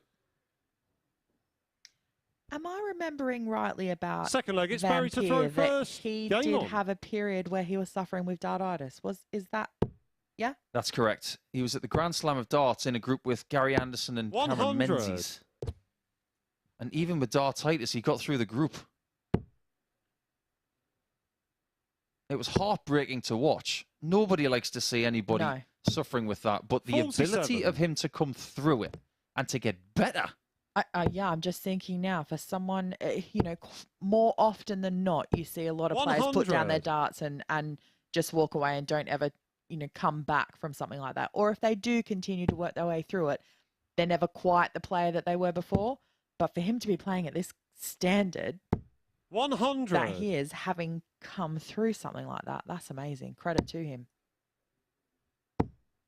Let me just give everybody 100. watching this an indication of what kind of year Barry Van Peer is having.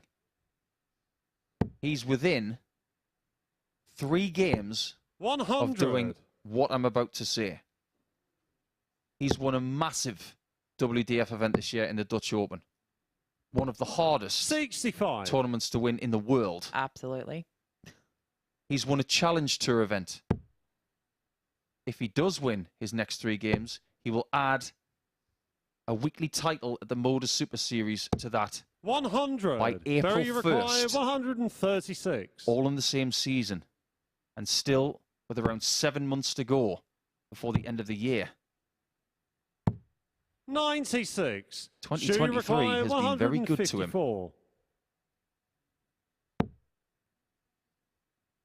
And it might be about to get better. 60. Very required 40. Fair to say that Wilson is not playing his best in this game so far. Double 10. 30. That's an invitation. Stu, you require 94. Has the opportunity to even it up, though. He's looking at the 54, is he? Now he's looking at the 36. Just the tiniest 54. bit tentative. Very required 10. How aggressive does Berry feel on double 5? Double 2. 8. Just a bit ragged. Stu, you require 40. Bit This of is a- tension there, I think. This is a freebie, isn't it? He shouldn't get this shot. Needs to capitalise, though. 30. And can't. Very required 2. You could hear a pigeon fly by outside. It's so quiet in here. It's the tension of tonight that is coaxing its way through the oak doors. What a marker. No score. But maybe not good enough. Stu, you require 10. He can't believe it.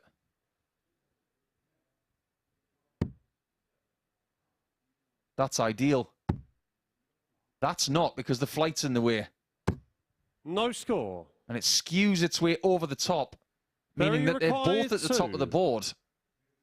But Berry is in visit 9 in this leg.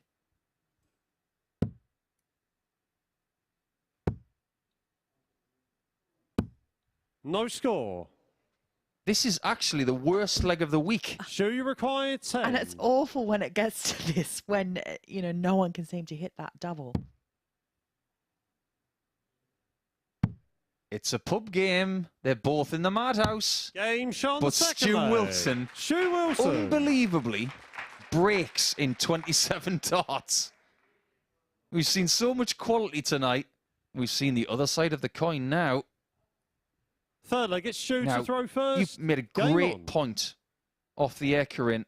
And I'd love our viewers to get your insight into this, because you noticed that Berry Van Peer played the very first game of the night at around 7:35 local time, and he towed the Oki again for this one around an hour and 15 minutes after his previous game. What kind of effect will that have? Yeah, you know, when it comes to finals night, and, you're and particularly given that he played so well in his first match, then you become chomping at the bit. You're like, I just want to get back up on the board. I want to continue playing. And then to have to wait through one match, then another match, and yeah, it does 100. get a bit long in the tooth then. And it's clearly had an effect on him, because he's not playing anywhere near to the standard that he was 60. in his first match of the evening. And when you start to miss those doubles, then it creeps into your head that you're going to miss them. And then the harder you try, the worse it gets, the more you miss. And he is the kind of player that looks 80. at stats. He looks at performance. Yeah. I hope he's not thinking, just guarantee 3 legs. Yeah, because that's what happens too. Because, I mean, all of these players know. They know 60. what they have to do. They know the format. They know what happens. They know about the wins, losses, legs difference, all that kind of thing. So they've probably worked out in their, you know, themselves what they need to do to get through to the semi-final. So, yeah, it does put 40. that added pressure on yourself when you're thinking, I don't actually need to win. I just need to get so many legs. Whereas you're better off going out with the mindset, let's just win the match. Treat it like a knockout match. And that was a knockout approach there from Berry Van Peer, who might even stay on the 19s for 114. Stu Wilson is the only person in Group 1 who's played with us before, because Taylor and Van Peer are debutants. Berry required 114. He knows about the intricacies. He's been to Saturday night before. And he does stay on 19s. That's a very Whitlock route, isn't it? Mm-hmm. Stu, you He loves the 19s on that shot. 36. I wonder if Van Peer ever thinks about the dartitis, whether that ever creeps into his head while he's playing. Berry required If that, 56. I mean, I've never suffered from dartitis myself, so I wouldn't know. But you'd kind of imagine that there's maybe always that thought that it could come back. 40. I hope for his sake that it doesn't. 78. But it would be fascinating to get the psychological insight of a player who has suffered from it, to see what they go through maybe every throw. 77 is not going to be taken. That is a big mistake from Stu. 38. To not get a shot at a double from 78 16. is an error. Now, Berry has missed 12 darts at double in this match. Make that 13. It's getting worse. 8. And worse. That's what I said. I talked about that. When you start missing one, you start missing another, then it starts creeping in your mind that you're not going to be able to hit any of them.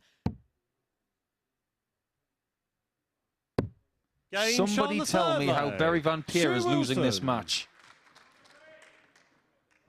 I've seen a lot of things in my time as a player and a commentator. In arenas around the world. I've commentated in the Oceanic region, in Australia and New Zealand, all over Europe. But I can't remember the last time in a game of this importance I saw somebody winning with an average in 97. the region of 58. Because the grand total of 23 darts have been missed at double, and we're only in like 4. 100. This is going to be a test of resilience for Vampire because he shouldn't be in this position. He should be winning this match, quite comfortably winning this match. 84. But yet he's not. If you're feeling the pressure in a very big way on this hockey right now, what can he do to try and relieve that? Forget about the 3 legs that have already 96. been played and focus on the one that is being played at the moment. And that will be his downfall if he continues to think about how he could be 3-0 up or should be 2-1 up or, yeah. This is where you need things that you can rely on. Things that you work on in practice. Things that you work with a coach on or somebody in a psychological 84. way of thinking. I always think that Fallon Sherrick's biggest asset in her 95. whole arsenal is not only her great mentality, but the rhythm that she has with her game that she always relies on. And that is something that Barry Van Peer could use right now. Just a good rhythm 100. for the next couple of legs. Require 88. Double 14. 74. And he's still missing doubles. Stu, you require 121. If Barry Vampire happens to go 3-1 down in this match, I don't think he's coming back from it. Bullseye. 96. Wow, that was close. And just like the double 12 that he missed to win his previous game against Jacob Taylor, Barry, you he require froze 14. when that hit the 25 because he thought it had a chance of hitting. It looks like Barry Van Peer is playing with the amount of pressure that someone would have if they had 2 anvils on each shoulder. Hence the little shrugs of the shoulders, just trying to free up a little bit of tension. Game And he's finally hit a leg. double for the first Barry time in Van what Peer. seems like forever. And it's 2-2. The opportunity of a 9-dart shooter is very alive, everybody. 5th leg, it's Stu to That throw will first. happen Game on. if Stu Wilson wins 2-1 from here.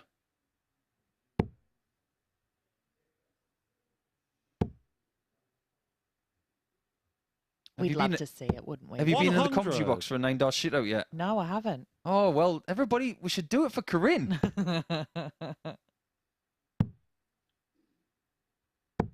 43.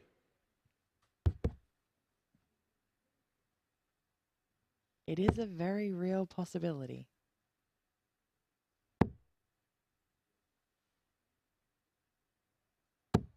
$60. He's not scored well in this game. Neither player has doubled well.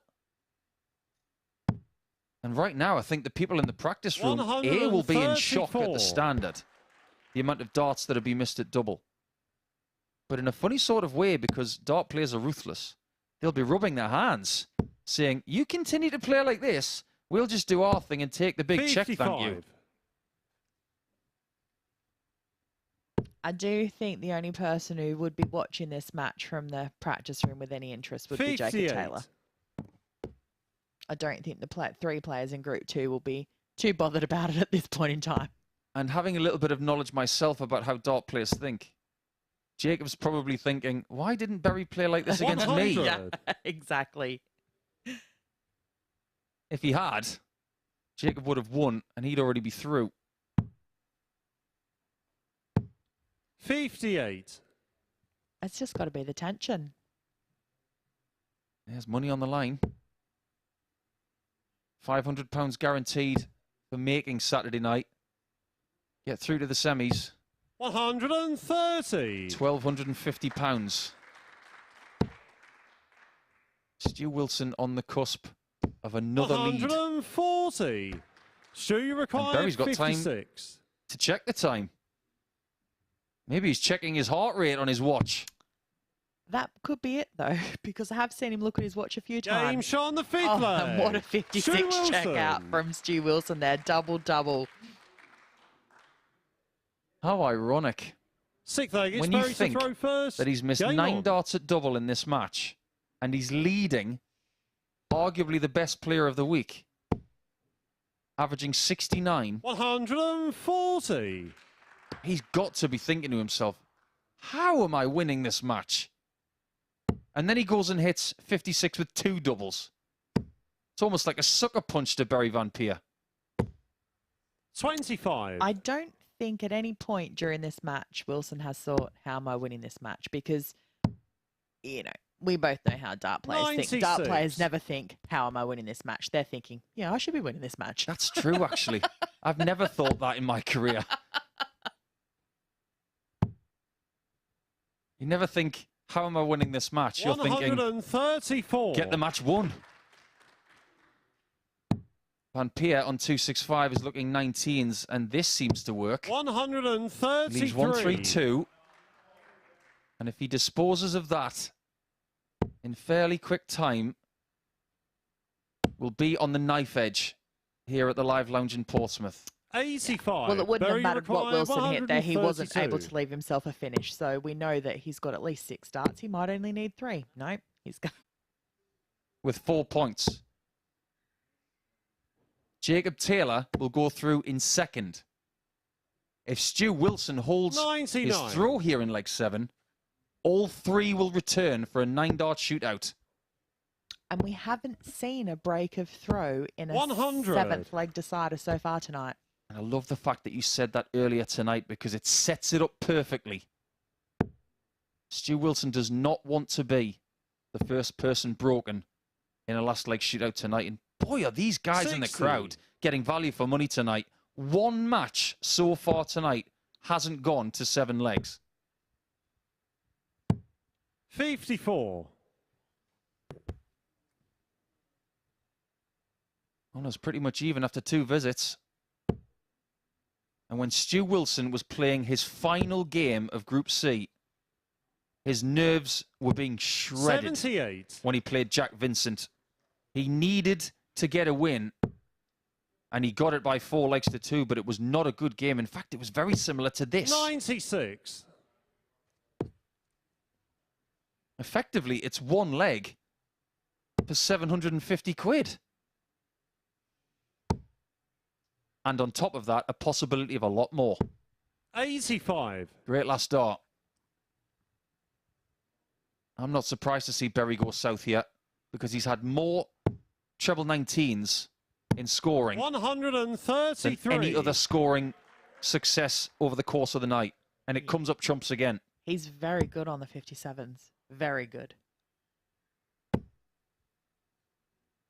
If he keeps hitting the treble 19s the way he has been 39. tonight, I'm going to start Berry calling him Berry require Van Rasma. 118.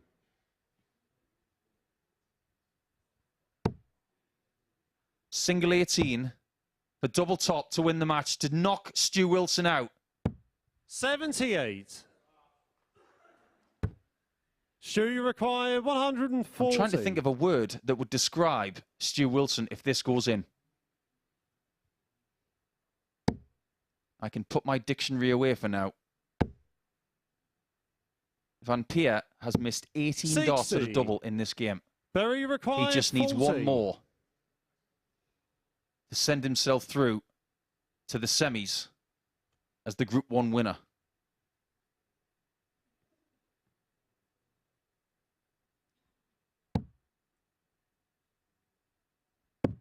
Game, He wins shot, and the knocks match. Stu Wilson Berry out. Van Peer. We were very close to a 9-dart shootout, and Stu Wilson will go back to Preston after 2 4-3 losses in his group, knowing that he was so close to possibly going through to the semis himself. But he walks away with 0 points. Berry Van Peer walks away with 4. And in that 5th match of the group stage, he wins by 4 legs to 3. This is the MODUS Super Series.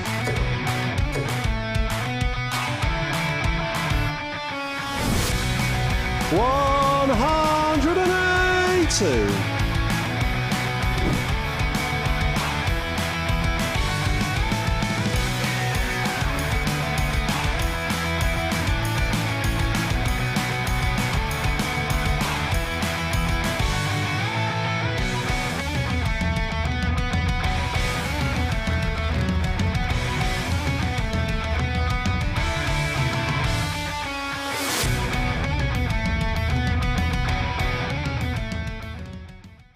Well, we have seen some drama here at the MODUS Super Series tonight, and we were also close to a 9-dart shootout in Group 1, but in the end it is Barry Van Peer who makes his way into the semi-finals. After getting the better of Stu Wilson by 4 legs of 3.5 fifth game, to be honest, the way the game went and the fact that he only had 4 out of 23, 82 is a really good average for Barry Van Peer. Stu Wilson will be thinking a case of what might have been in the end for him. So he's eliminated. It's Van Peer, it's Taylor that go through and make their way out of Group 1. So now we go into Group 2. The final game is between Martin Thomas and Jason Hood.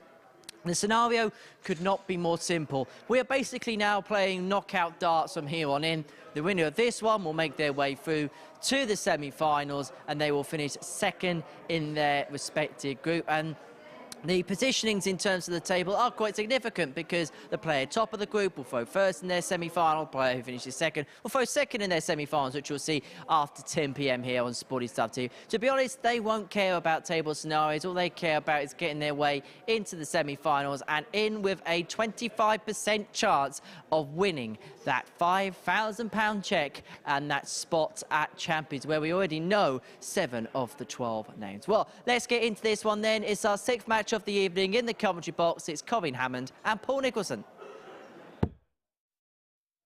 Thanks again. And we have our last group match imminent now. With Justin Hood, it feels like forever since we last saw him.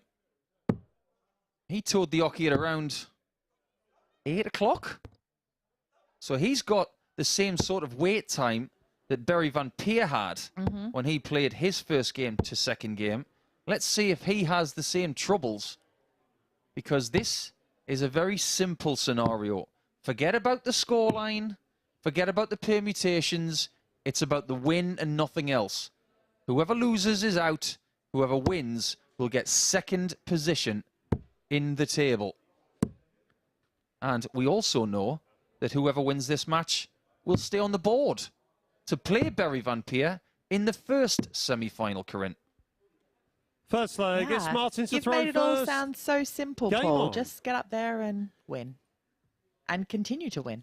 That's how easy it is. We've got some exciting times 41. ahead here at the MODUS Super Series. We had the news this week that we will have multiple Australians coming over in just over a month. 40. Everybody loves an Aussie at the MODUS Super Series. And we have a former champion in Raymond Smith, who's, I'm sure, hoping to come back at some 100. point.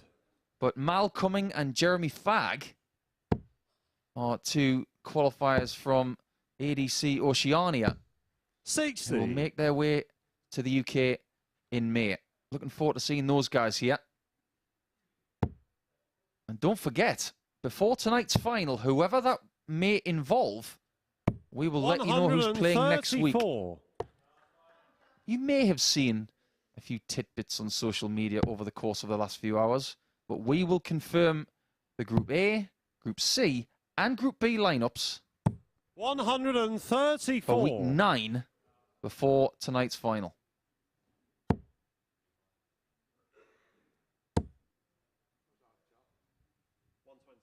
One thing we are guaranteed in semi-finals for week 8 are 4 different countries represented.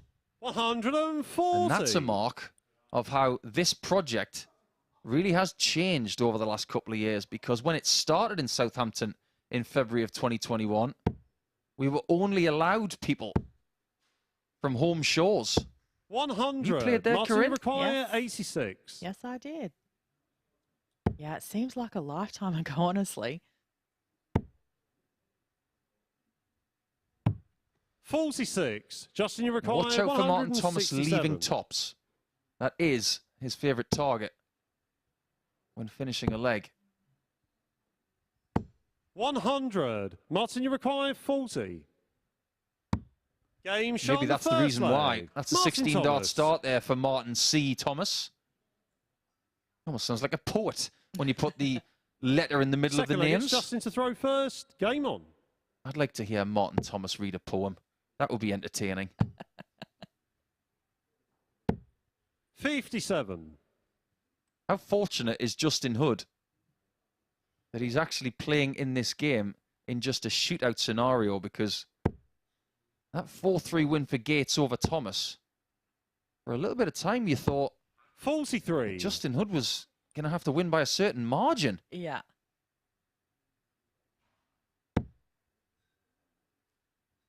How good is his action when you look at the way he spins that dart at the start? 131. Does it remind you of James Wade a little bit? Are you just saying that because he's also left-handed? It Maybe does. Yeah. It does give us that impression because he's a lefty. 60. But there are times when he spins the dart and prods it forward like that. It reminds me of James Wade, who's actually from this county. Played for Hampshire many times. 140. If you look at his darts, they're Michael van Gerwen darts. He'll be hoping to play like Michael van Gerwen for the rest of this game. 94. We'd all love to play like Michael van Gerwen, let's be honest. Oh, yeah. I'd like to have won 10% of what he's won. 126. In fact, in my PDC career, I think I've won about 3% of what he's won. That makes me feel very inadequate, you know. 62. Justin, you require 47. Double 16.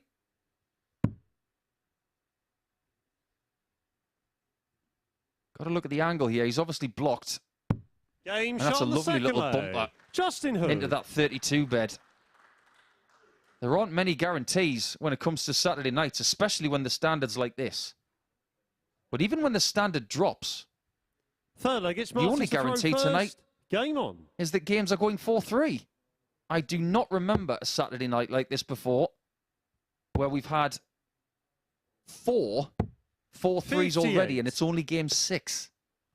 I think we might have had one last week, to be honest. Oh, really? And then it got to the semi-finals and finals, and they were 4-0 and 4-1. So 80.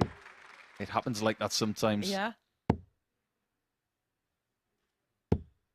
135. Great start to this leg from both players. Obviously, we're looking at a new start time over the last few weeks. 7:30 instead of 10 o'clock. Do you think that's something that the players have relished? Because playing into, say, 1 a.m., you do run the risk of tiredness. yeah, we've seen lots of 98. pumpkins after midnight. Yeah, so I think it's yeah, a much better time slot. Works in everyone's favour, I think. I think that's true. 140. There are many, many dart players around the world who play up to midnight, but not many of them go past that 12 o'clock mark. 100. Justin, you require Apart from 81. Michael Huntley last week, who won a senior tournament at 2:30 in the morning. And Michael Huntley was involved in Martin Thomas's group this week, but he didn't get his way through to Saturday. 56. Well thrown dart from Hood, Justin, you require 110. but not hitting the mark. And that doesn't hit the mark either. 40. Justin, you require 25. This is a big visit. Double 8. Break Game of shot on throw the for the man third from leg. Somerset. Justin Hood. Somerset is a county that has a big say in world Fourth leg, darts it's at the Justin minute. to throw first. Game on. There's some great players in that area of the world. And that county hosts 2 major tournaments a year at Butlins Minehead. He is a very happy chappy, isn't he? He's a bit happier now. 180. Is that how he got his nickname, Happy Feet? Must be. Let's face it, Martin Thomas is under pressure and he's still smiling. Maybe that's teaching us a little bit of something about him in how he handles pressure. 60.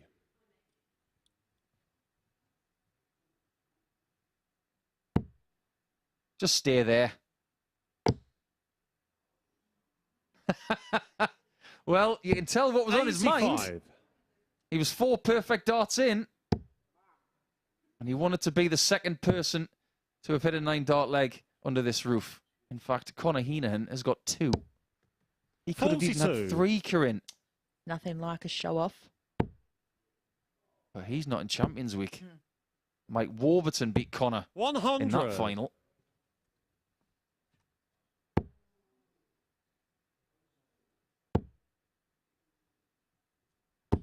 We 95. have a Justin, you plethora require 136. of different talents in that Champions Week. We have a Welshman in John Worsley. We have a Welshman in Mike Warburton. 41. We have English players in Owen Bates, Steve West, Matt Clark, Scott Taylor, Dutchman, Jelle Klaassen. The only way we get another nation represented in Champions Week is if North America stands up and loves the darts tonight. Don't forget about Jacob Taylor. 55. That's what I meant. North America, Canada and America. Somebody on Twitter today actually posed a 60. a question Justin, you require and said 40. that Canadians were Americans. And I thought, oh, you can't say that.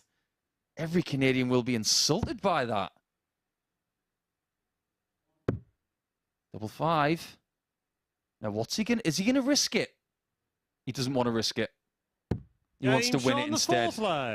Justin Hood. That tells you a little bit of something about Happy Feet. He dabbled with the idea of either splitting that fives or even busting the whole thing. But in this sort of company, that's risky. 100. Once I walked up to a very nice Canadian lady, and I was very young and very naive, and I said, which part of the United States are you from? And she said, I'm Canadian. 96. I never made that mistake again. If looks could kill.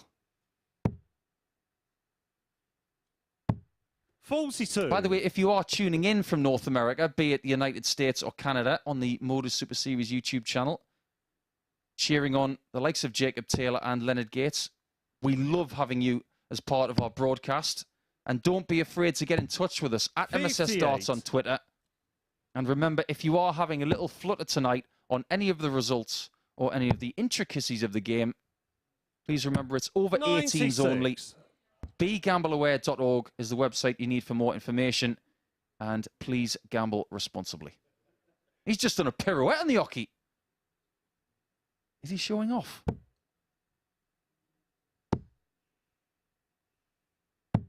$97. He is a little bit because he's leading 3-1. It is safe to say that the break has not caused any harm to his darting ability. 59. Nowhere near the same sort of harm than that of Barry Van Peer, and it'll be fascinating to see what kind of level we get from him 41. just after 10 o'clock.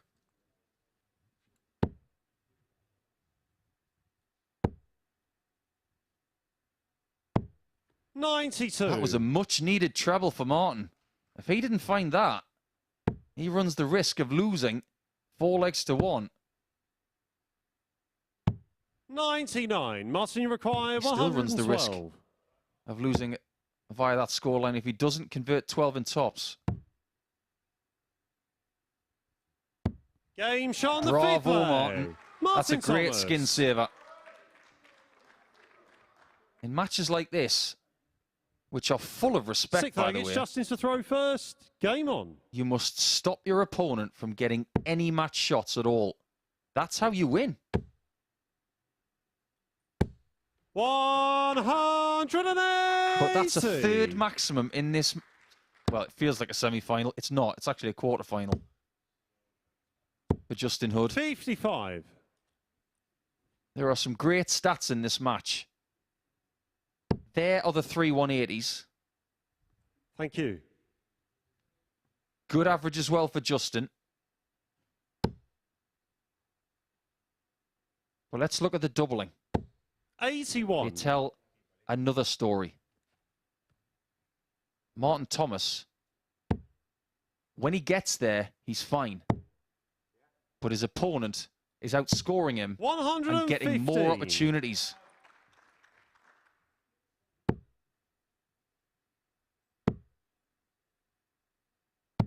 $82.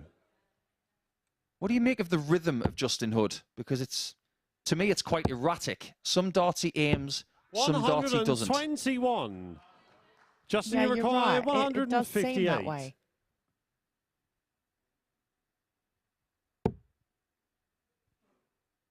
Aims those two. But not that one. 64.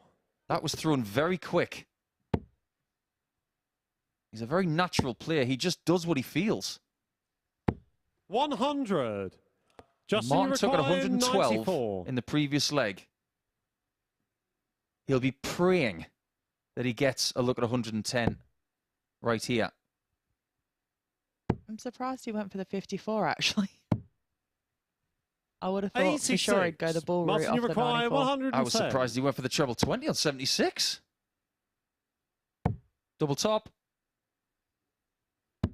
70. I'm surprised that didn't go in, because that would have given us another 4-3. Justin, you require 8. Justin does not want any more surprises. He wants to rubber stamp his invitation to the semi-finals, which is exactly what he's just done.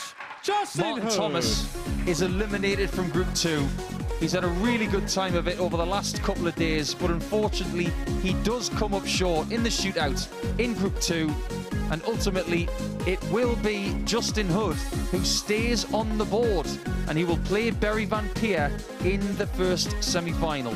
So we'll take a break now, and we will wait until just after 10 o'clock for the semi-finals. But as for now, it was Martin Thomas 2, Justin Hood 4.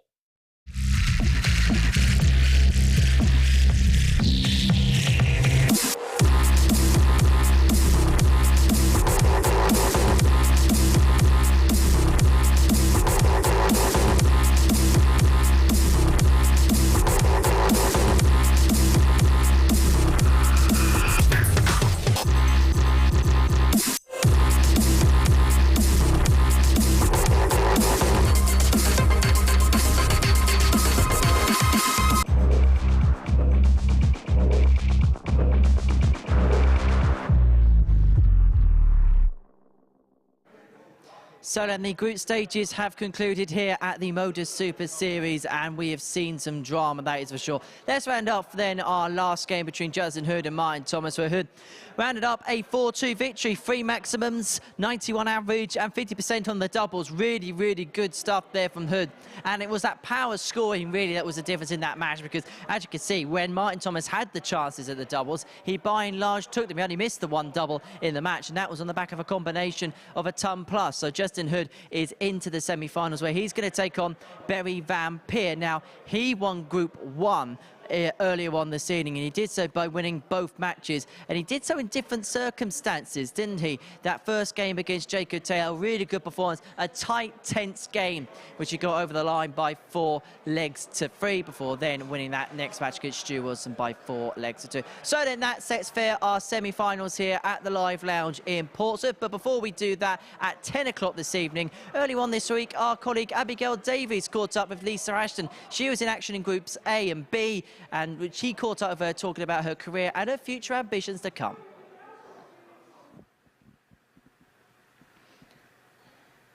Lisa, back here at the Live Lounge in Portsmouth, but I want to start by talking about your year so far. How do you feel you've been playing in 2023? And I've set off, my form has been up and down. I've struggled with a bit of health issues, but I'm getting through them now. First setting off, like the first women's series, I've been up and down, wasn't well. But I know I'm getting through that now. I'll sort myself and start picking myself back up now. And you mentioned that first block of women's series events there. The overall standard is improving every single event. Of course, Bo is now competing in them as well. It does mean that you've not been the dominant force on the women's series that you previously had been. How do you deal with that? It's brilliant to see Bo's actually come across and the standard she's playing, and it just shows it's not just me and Fallon no more. It's brilliant. It's showing what she can do for her age. I'm happy I can still get a standard at my age and still competing with the young guns. But it takes pressure off me a bit more now, because I did so well in the last year. Now Bo's taking it. Bo's taking pressure off me, so now I can just go and play. People still expect a lot, but I'm happy. My game will come back, and hopefully I will compete more at my level. I know I can. Yeah, and when you take yourself away from the situation itself and when you just look at what's happening at the Women's Series, you've got so many youngsters coming through, Katie Sheldon, Robin Byrne, you've got Aurora Focasato coming through. Does it make you quite proud to know that you've played such a significant part in seeing the game where it is now? Yeah, definitely, yeah. I'm happy. I've given them inspiration, showing there's no age. You've got Bo at the lower end, I'm at the high end. There's no age in darts. And I'm happy to help them. And the standard they're raising now, even I've still got to raise my standard with these kids. They've no fear.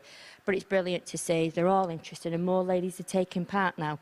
And they're raising their levels. So it's brilliant. We can just keep pushing them. Does it inspire you to keep going when you see so many youngsters coming through that you want to compete at that level again? Yeah, definitely, yeah. Every time I play Bo, I know I have to go on my A game and even go higher to compete the level she's doing.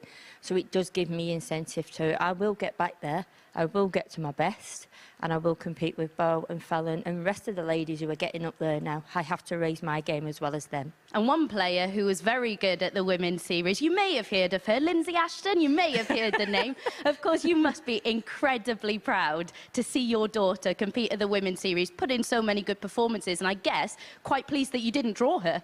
Yeah, definitely, yeah. I'm always happy not to draw any of the kids. Yeah, it's great she's come back. She's loving the game now. After her daughter's getting older now, she's enjoying it. And I'm happy I didn't draw her, yeah. It's nice to see she's enjoying it and she can play darts. And now she's enjoying it. She can raise her levels and hopefully I don't have to draw her. Absolutely. And we know that you've achieved so much in this game already. But for you, at this stage of your career, is there anything that still stands out for you that you really, really want to achieve? Yeah, definitely. I'd love to win one of the seniors, to be first woman on a senior tour. I still want to get my fifth in the WDF, I can do now, and I still want to win one of these. So I've still got a lot of aims to do, and that's what keeps me going. And I guess that first win on the Ali Pali stage would be another thing that you really, really want to achieve. Yeah, definitely. I keep going there every time, and I'm determined. I ain't going to retire until I definitely get one win on one of those stages. Yeah, absolutely. And let's take it back to Blackpool last year, because the inaugural women's match play competed in that. Were you quite surprised at how maybe overawed you were with that occasion? Because obviously things didn't go your way. I remember seeing you there and you seemed quite nervous about it because it is a home tournament. It's something you always wanted to do, play at the Winter Gardens. Were you quite surprised at how big a magnitude and occasion it was? It was, yeah. I've always watched it, been and watched them all, but to get on that stage, it was massive exit and so much pressure I put on myself with being my hometown and everybody wanted me to do well. I wanted to do well for everybody else as well. So I know now how it is. So next time I'm just going to relax, enjoy it, and let the younger ones take the pressure this time because they're more favourite than what I am. Enjoy it and hopefully I can be the victor on there. Absolutely, and we speak a lot about your experience, but I guess you probably learned a lot from that experience as well, didn't you? Yeah, definitely, yeah. When it's your hometown, there's so much pressure on you and you want to do it and you want to be the first. So you just do, even at my age and all the experience, you can't help it. It's in there and it's still got to come out. But yeah, now I know how it works and it's ironic that stage. You just can't beat it. So hopefully I can be one victor on there one day. Yeah, absolutely. The person who obviously went on to win it, Fallon Sherrock, we've spoken about her already, but a lot of people talk about the rivalry between the two of you. How friendly would you say it actually is? Yeah, we're friends. We get on and everything like that. It's just more the media put it there. And we say, oh, have you seen it again? We go, yeah, we've seen it. And we just get on with their games. When we're on the hockey, you're both enemies. You both play your game and that's it. Off it, we just get on and get on with it. We just let everybody else do the rivalry and we just laugh at it and just say, oh, here we go again.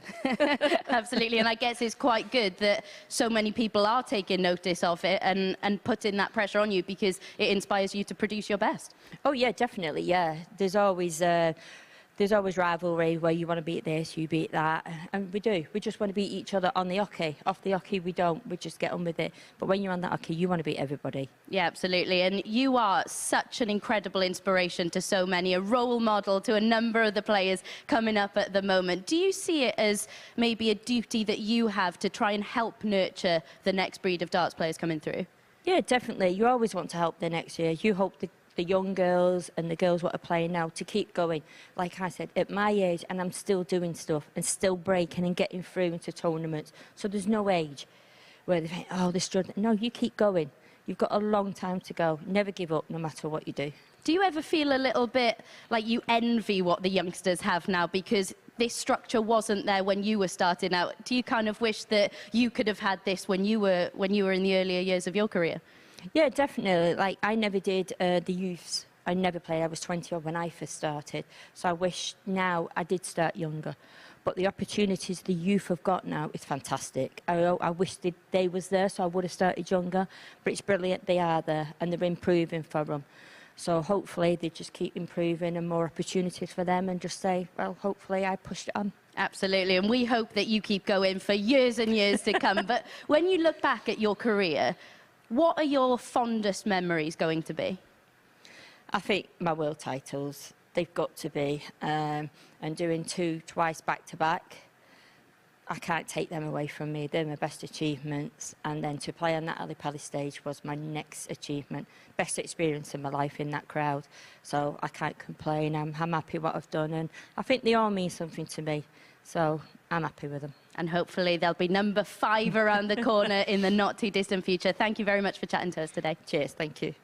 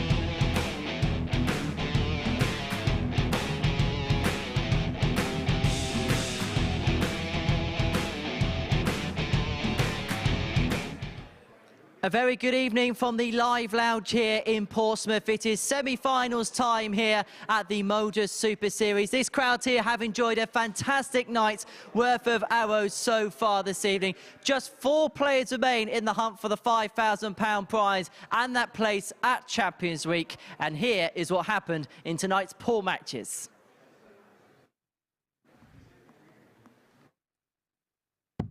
Game shot on the Beautifully fairway. done. Barry Vampire. A real bonus for him. Game But shot he does get the and win. match. They've Barry had some Vampire. ding-dongs this week, but this one goes the way of the man from the Netherlands. It's not out of the question. He's got the bullseye.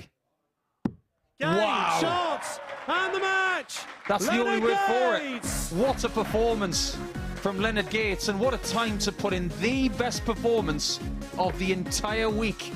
He hasn't played anywhere near that bullseye, Jacob. Let's find out. 89. That close Jacob, you're to required being 25. through with a game to spare. You can see that he was almost frozen.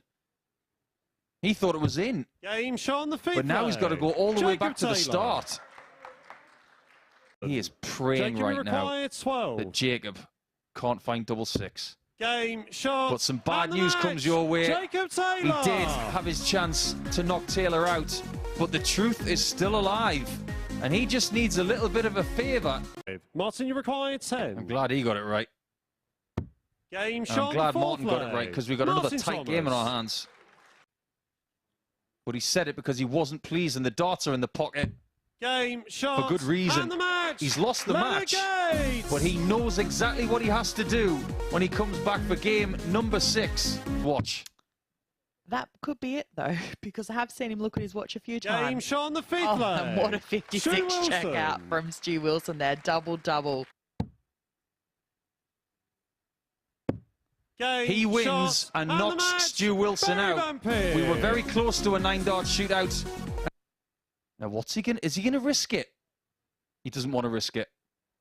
He wants to win it instead. Justin Hood. That tells you a little bit of something about Happy Feet of losing it via that scoreline if he doesn't convert 12 in tops. Game shot on the Bravo, fifth play. Martin. That's a great Thomas. skin saver. To rubber stamp his invitation to the semi-finals, which is exactly what he's just done. Martin Thomas is eliminated from Group 2. It is what we've seen so far this evening here at the MODUS Super Series. The athlete Paul Nicholson is with me up here on the balcony to assess what we have seen so far. And it's fair to say that we've seen a case of maybe one good, one bad from everybody, apart from Leonard Gates. Leonard is he's had a night, all right. That 110 average in Game 2 was spectacular, to say the least. But the rest of the action, all pretty much going the distance. And we've had the sublime, we've had the ridiculous as well. That game between Stu Wilson and Barry Van Peer was weird. 58 the average after 3 legs, and he was leading 2-1. The amount of darts missed at double for Barry Van Peer in that match. Ultimately, he won it and eliminated Stu Wilson, but he's got a really big job on his hands to try and revive the confidence from earlier in the week after that really topsy-turvy night so far. So for those of you who just joined us here on Sports Stuff TV, let's recap what we saw in the group stages then at the Super Series. Barry Van Peer kicked off the night with a 4-3 success against Jacob Taylor. In Group 2, well, it was dominated by Leonard Gates. He managed to win both of his matches, and then the final match of Group 2 was a decider, Justin Hood getting the better of Martin Thomas. So that is how the groups went. So that was how the results went. This is how the groups now lie in terms of the 2 particular league tables. Barry Van Peer winning through in the end, winning 2 from 2 in his group. Jacob Taylor getting through as well, which means we're going to set up an all North American clash between Taylor and Leonard Gates. He was the winner of Group 2. Justin Hood, the runner-up. We've spoken about Leonard Gates. Who else did you like the look of this evening at times? I like the look of Justin Hood because he looks so relaxed. In fact, he looks more relaxed in front of these people than he was when there was no people here, which is a bit strange when you think about the usual feelings of sports people. When there are more people, they tend to get more nervous, but maybe these people are making him feel really relaxed. And he's got plenty of support here, and we've seen that help people in the past. The likes of Adam Warner, the likes of Owen Bates. I just wonder what's going to happen next, but this is a fascinating 3 matches we've got coming up. As for what the final's going to be, I've got no idea, and I like that. Justin Hood, right from the outset on Thursday evening, said that he's going into this with confidence. He's going in it to win it, and that confidence is exuding on that hockey there. Yeah, I think he may need a big performance at some point, but maybe consistency will be key. He did have an element of that in his group games, and we can't ignore the fact that his biggest average of the week has come in defeat to Leonard Gates, but then everybody would have lost to that 110 average, whether they averaged 103 or not, and found loads of doubles. But I just like the way he has responded since then, and his consistency could shine in the semi-finals. I think something that Corinne Hammond said to me earlier tonight was key, the fact that the group games can be close, but at this point of the night, somebody might just stretch their legs a bit.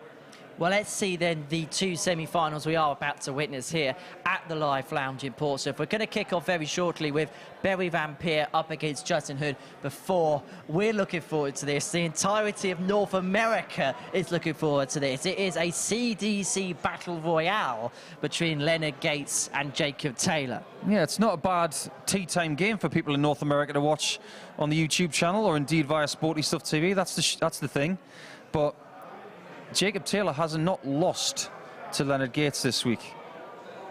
But then again, Justin Hood had beaten Leonard Gates twice in the group stage, and look what he did to him. So watch out, Jacob, he might be after you. Now, these two know each other very well. They would have both played on the CDC circuit. They would have played many times, or at least seen each other many times. Now, how much does that make a difference on that stage, knowing what's at stake for both players? Better the devil you know than the devil you don't. He knows exactly what Leonard's capable of, and it's easy for us to say that considering what's happened tonight, over the last couple of nights, and indeed this week, because he won in Blackpool 7 days ago. But he's probably got more real-time experience of what the intricacies and the strengths of Leonard Gates than anybody in this whole week. So he obviously has his number because he's beaten him twice, but this is not group stage darts. This is now knockout darts. It's a very different animal. Leonard Gates is still really riding on cloud 9, isn't he, after that success of the Champion of Champions? He will be if he hits a 9-darter. He just given me my opening line for a 9-darter if he hits one. But it's been a great week. The interview we did with him a little bit earlier on tonight was fantastic because it gives an insight into his character. He's a real showman, and he desperately wants to go one better than week 2. Well, that is our second semi-final. We're going to kick things off with Barry Van Peer against Justin Hood. In terms of Barry Van Peer, he was so impressive in getting out of Group A. Plus 34 in terms of the legs difference. It's the best we've ever seen here. As you can hear, the two players have made their way on behind us. But what have you seen tonight from Barry Van Peer, and how would you rate his chances in this particular match? He's shown resilience, and let's face it, when you think about what he's been through with his game in the last 5, 6, 7 years, he's needed that quality. But the word quality, that's the thing. He needs the quality that he's shown in Group A now. If he doesn't find it, he might come a cropper of happy feet. Well, they're quite ready for the action. We shouldn't let them wait any longer, should we? Let's get on with it. Let's get on with it. Well, Paul Dickerson's going to be a part of our A-Star commentary team this evening. He's going to make his way down to the booth to join the former World Championship finalist, that is Corinne Hammond. A very good evening again, Corinne. Thank you, Henry. And welcome to those of you who may have just joined us on Sporty Stuff TV, and welcome back to those that are viewing via the MODUS Super Series YouTube channel. We are down to the semi-finals, and this is semi-final number 1 with the Dutchman Barry Van Peer versus the Englishman Happy Feet Justin Hood. So as Henry was talking about earlier, Van Peer was the Group 1 winner, going through undefeated with wins over Jacob Taylor and Stu Wilson.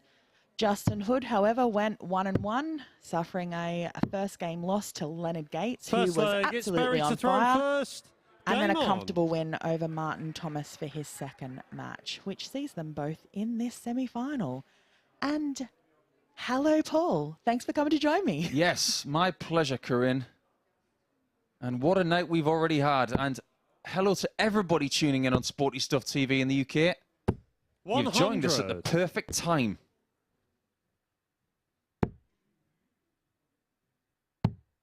Throughout his second group 96. Game, Justin Hood was flicking a lot of smiles, looked very relaxed. It was a good performance, close to 55. One of his best performances of the week so far. And his doubles were pretty useful as well at 50%. But how different 135 are the semi-finals and the final compared to all of the group stage action we have seen so far this week? Because just to give you an insight into what it's like here in Portsmouth, we have played 101 matches this week in group stages. 180. We've now got 3 knockout matches coming your way, and Justin Hood is starting it wonderfully. Yeah, it's very different once it gets to the semi-finals, because now there is no round robin. It's just a straight shootout. 5-5. 80. Now, Barry Van Peer has got the darts by virtue of winning his group. One of the benefits of finishing top is that you get the darts in the odd-numbered legs. Based on what we've seen tonight, that could be key. 12. He couldn't even see where that finished because of his own flight. And I think that might have been because it was well inside the 12. Game that one's inside the 12 segment. Barry Van Peer. And that's exactly what he needed at the start of this game, because he missed how many doubles? Second leg, it's a load of doubles. First. 19 darts at double missed in his second group game. Yes, you heard right. 19. And he still 85. won. It was touch and go for a while there, though, wasn't it? Just a bit. There's no way that Van Peer wants to come out and play this semi-final the way that he played his second Group 1 match. Because while he did have a win, it was not a pretty win. 140. The last time you and I shared a commentary booth together here at the Live Lounge, we were calling in the Super Series 2 champion, sorry, the Super Series 1 champion in Conan Whitehead. He's from England, and Justin Hood is the only English player in tonight's semis. 4 different nations represented. 90. England, Netherlands, United States and Canada. This is the MODUS Super Series, 99. where worlds collide. That's not my line, by the way. That's Matthew Edgar's line. I'm not taking credit for that. 76. We can say that the MODUS Super Series is diverse and inclusive. Oh, yeah. If you're good enough, you can be here. 180. Some people do get Justin, invited on reputation and what they 110. do on other tours. But if you're good enough, you can get here via the ADC route. Just type into a search engine, 36. Amateur Dart Circuit. Very require 84. Put in a little bit of MODUS Super Series and you can figure out how to get here yourself. Double 11. 62. Well, the good news is, when he's missing doubles, Justin, you he's require missing them by 74. shorter margins.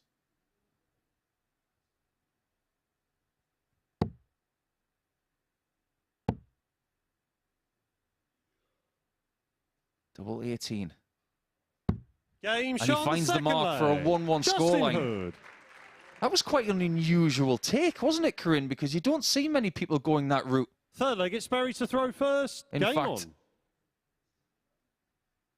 for the 2-darter with 3 darts in hand and then going 20 double 18, 100. he's quite unusual. Yeah, it's not a preferred route. Those who do go the 54 off 74 then tend to go 16 tops. If they get that single 18, 57. you don't quite often see the 20 for 36. Although it does make sense, though, because you're still at the same segment of the board, really, up the top of the board. 100. Not having to switch that line of vision. Maybe that goes with him being left-handed as well. It's one of those shots that, like you say, it 140. makes sense to us because we're both players. Yeah. What he's essentially doing is trimming the dartboard from a circle into maybe the size of a Trivial 140. Pursuit piece. He's making it a small triangle. It worked. 134. Maybe not the same size, Barry literally, Require, as a Trivial Pursuit piece, 161. because that would be a very difficult shot. Now, we have had a 170 this week 55. from Ryan Harrington. Justin, you require 170. That was maybe the highlight of his week.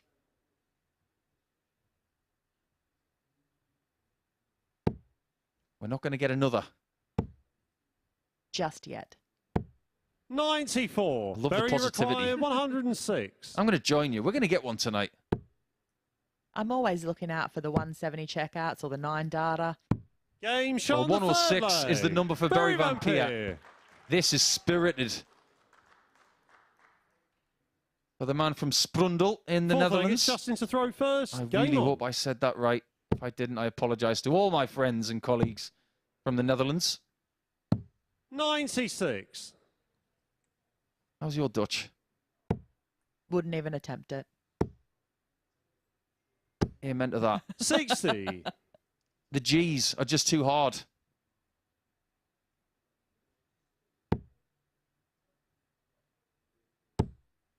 This is good. It's better than good. And we've already got our third 180 of this first semi-final.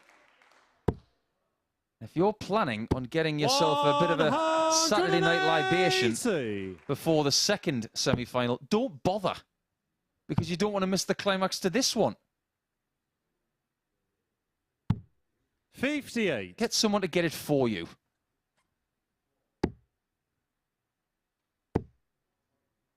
Got to move to the 17s. 57. Justin, you require Are 167. we going to get another 4-3? We've already had 4 of them tonight.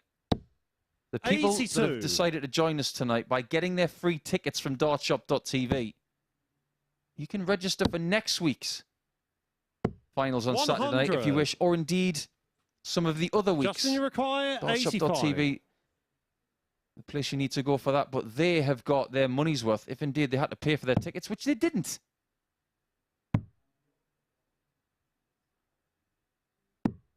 60. That's a very famous shot on 85. 104. 1916 Bull has been hit for a world title and indeed a UK Open by Peter Wright and Michael van Gerwen, but it doesn't give Justin Hood leg 4.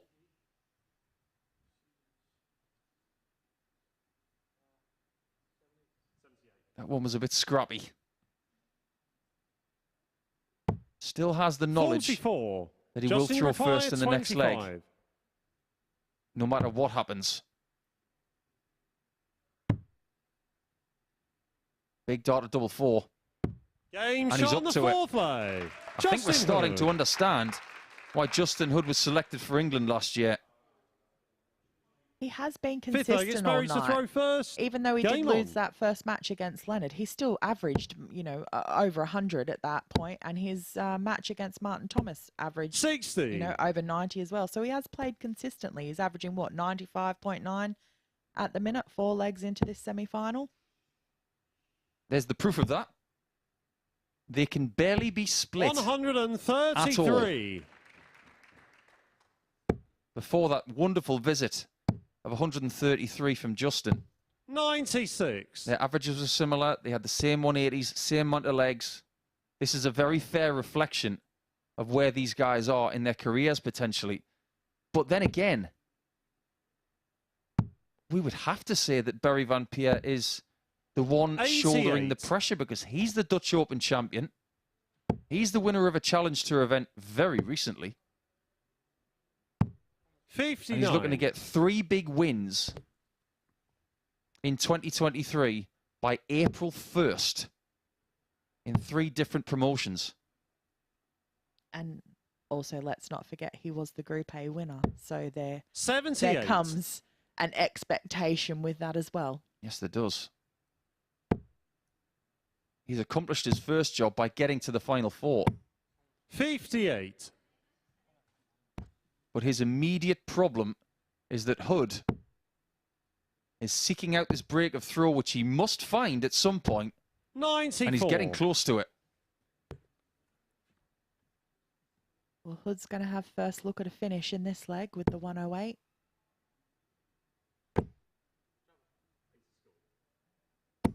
$100. Justin, you require 108. That's a tricky finish if he gets a look at it. Hood does like to leave double 16. And that's exactly what he's done. 76. Now Berry. This is one of those finishes where sometimes getting the treble, Berry, you require 128. you don't know whether it's an advantage or not. You'd like to think, I mean, I'm expecting that he's going to go 54 with his first start. And quite often, I mean, I'm not a 54 double 10 off 74 generally, but if my first start was in the 54 off the 128, I would stay there for the second one. Absolutely. 60 Bull. After the visualization, 63. the closing the eyes, Justin, you Jason require Day style. 32. There's a good Aussie. It didn't work.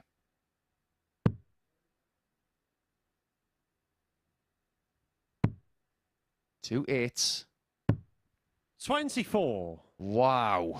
So that's 4 missed doubles to break the throw of Vampire he's had. Berry, you require 65. Now what does he do? He's a thinking person's dart player who does judge himself on certain situations. I wouldn't be shocked to see him go for treble 11 here.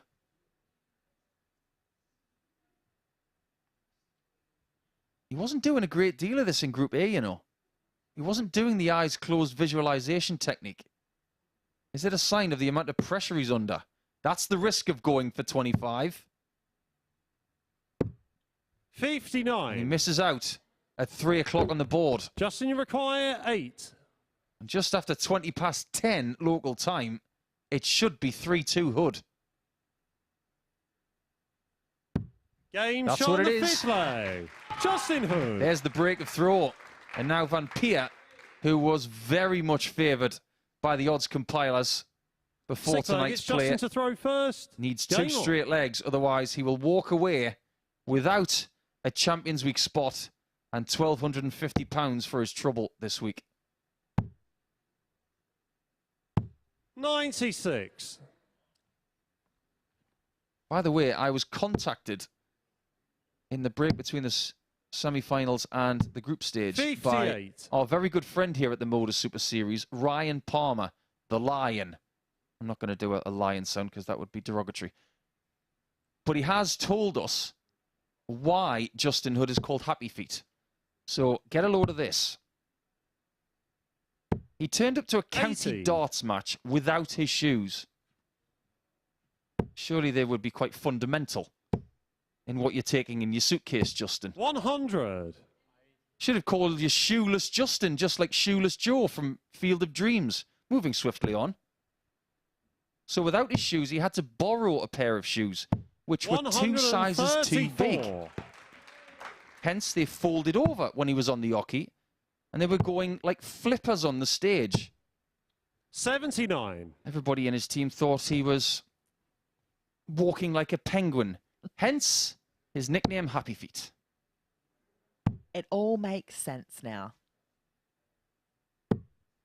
42. I wonder what his nickname would be if he'd taken his shoes that weekend. Or what it was before he'd done that. 140. We'll dig even Justin deeper if he required wins. 149. And this is a semi-final winning shot, which is now not possible. You've got to hit this, Berry. 117. Berry required 124. This has got to be very, very good. And it's very, very Van Peer on tops. 104. He tried it earlier in the week. He's noted for that shot. Justin, you require 32. And for the second time, after getting the 242 segments, he misses double top. And Hood... Has he got those shoes on again? Yeah, I was going to say.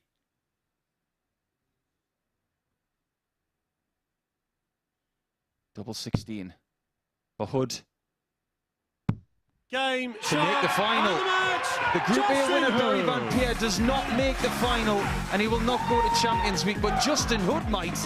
And that's the first time this week that we've seen a bit of gumption from him as well. A wonderful display in a great game of darts as well. Hood averages 91.25, which is very similar. In fact, 0.01 less than his second group game. Incredible consistency from the man from Somerset, and he's in the final where he will play either Leonard Gates or the man from Canada. The all-North American clash in the second semi is after the break.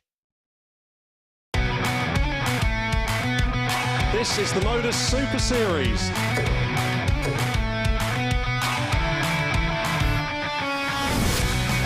$182.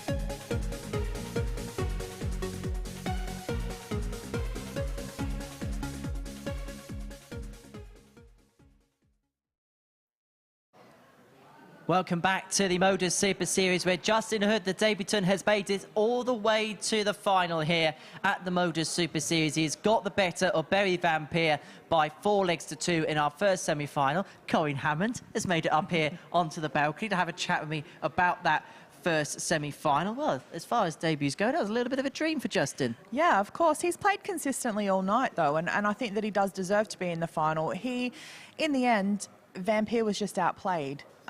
Justin just played consistently through it and was able to get those 4 legs that he needed to get him through to the final. As far as Berry's concerned, do you think his night could be typified at times by missed doubles? Absolutely. I mean, we saw it a lot during his second match of the group stages, but he was able to come out with a win there. But did see him miss a few key doubles in that match as well. So, yeah, it is the case of the missed doubles for him.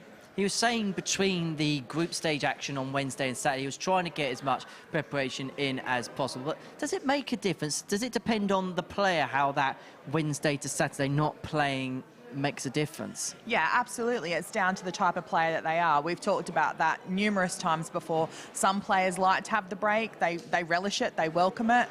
Others like to be able to continuously play because that keeps them in form. So if he was looking for something to do, then he's arguably one of those players that likes to consistently play. And talking about relishing, that is exactly what Justin Hood is doing to this occasion. He said on his first interview on Thursday he was confident, and that confidence is exuding when you actually look at him out on the stage. Yeah, he's thinking about how much Chinese takeaway he can get with £5,000 winner's purse. That's a lot, isn't it? Yeah.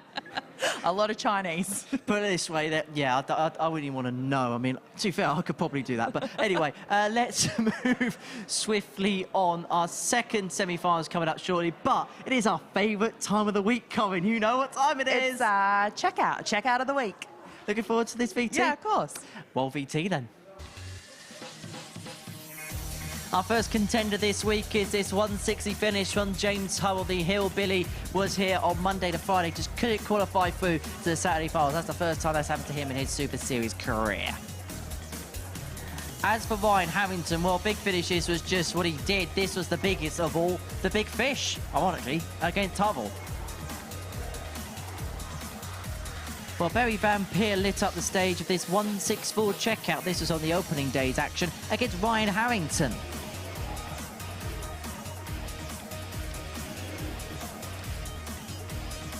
The fourth contender is this 139 from Jack Vincent. This was against Michael Huntley on Thursday.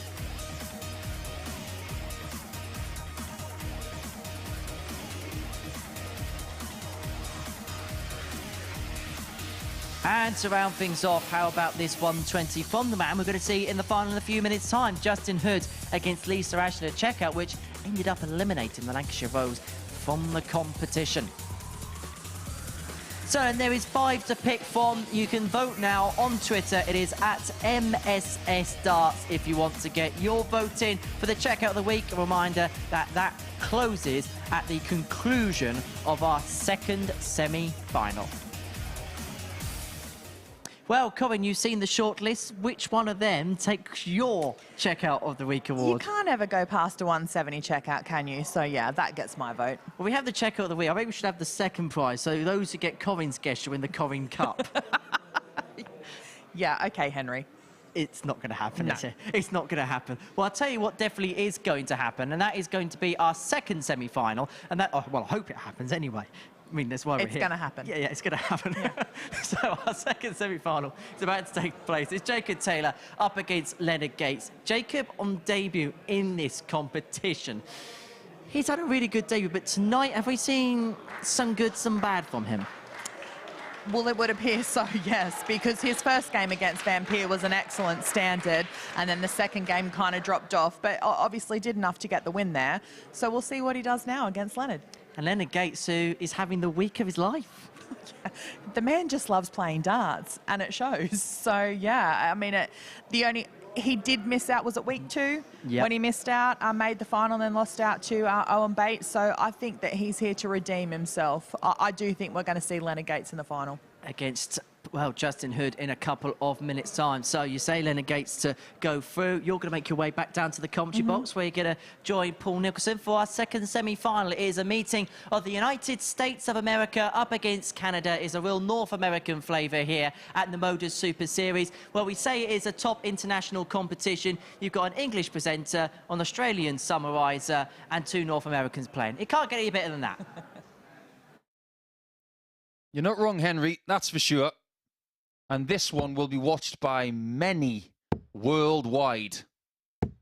And welcome to everybody tuning in on the MODUS Super Series YouTube channel. Wherever you're tuning in from in North America to watch this one, or indeed anywhere else around the world, we welcome you and all of our viewers on Sporty Stuff TV in the UK as well, as we look at the United States against Canada. Both players over the age of 50. And maybe playing their best darts of their life. First leg, it's Leonard to throw first. Game on. The age of 50. But only one of them can come back over the pond in a month to make an appearance 140 in Champions Week. Indeed, one of them can only make the final. Indeed, it could be Justin Hood who wins week 8. 96.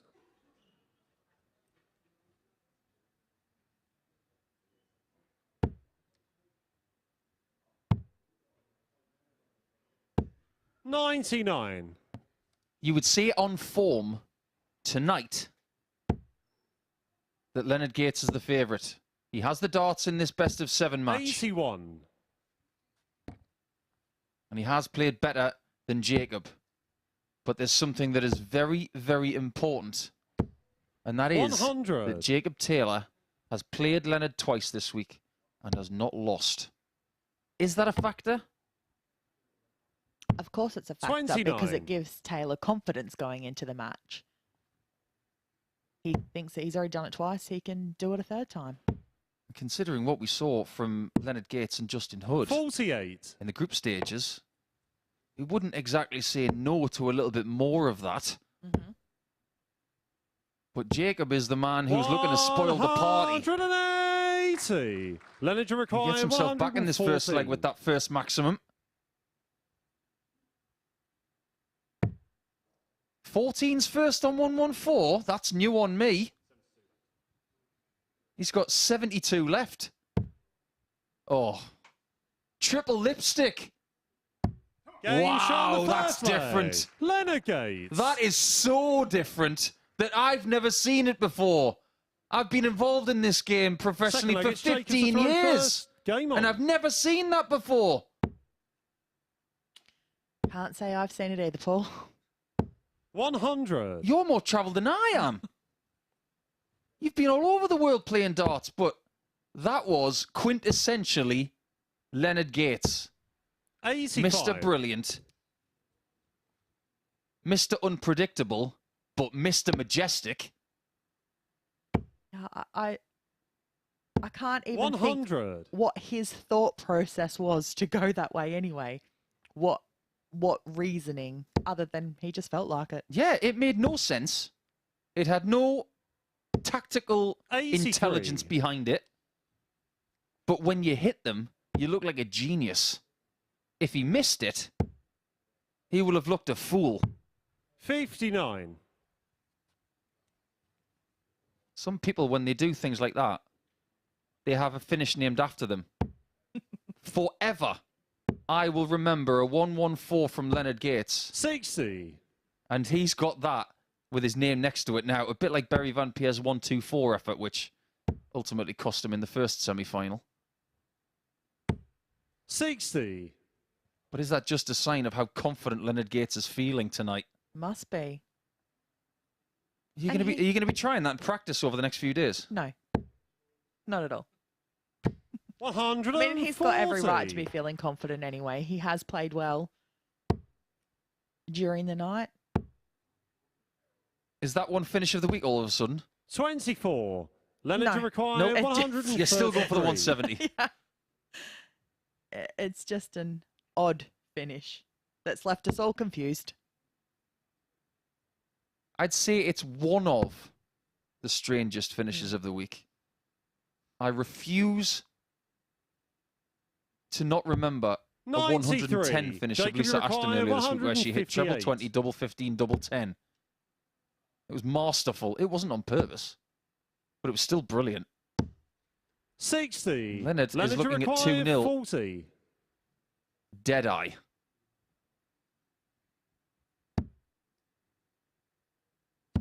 Game shot on the second leg. Leonard Gates. 32 darts for the first 2 legs. He looks fresh, and indeed, he looks more energised than at any point here in the last 3 days. He did look a little jaded at points and maybe put himself under a bit too much pressure in the group phase in Group B.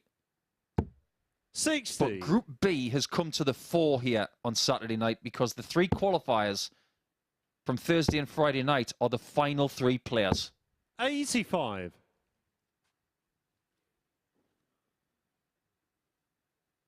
But unfortunately, not all 3 of them can be in the final. No, they can't. Actually, that's a really good idea for a final. 9 dart shootout for a final. How about we think about that for the future? Imagine. I'm only joking. It was the same last week, wasn't it? Group B, Fallon Sherrick and Steve West. Mm-hmm. So maybe B 83. is the group that you need to be in for success.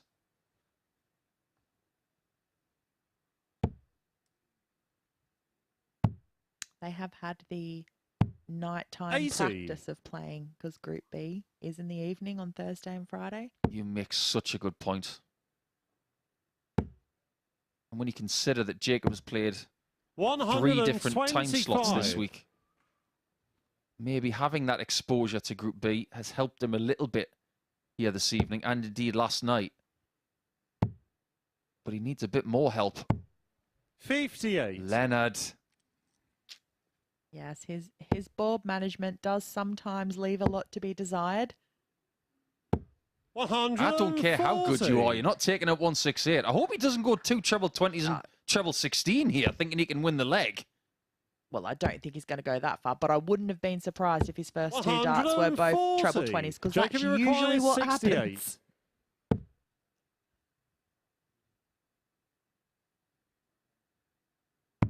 Double top must go. 48. Gates at double 14 Leonard gets away with the fact that he left the bogey number, but we've got to applaud him in leaving the double. Good guide. 14. But just didn't give it enough air. Jacob, you required 20.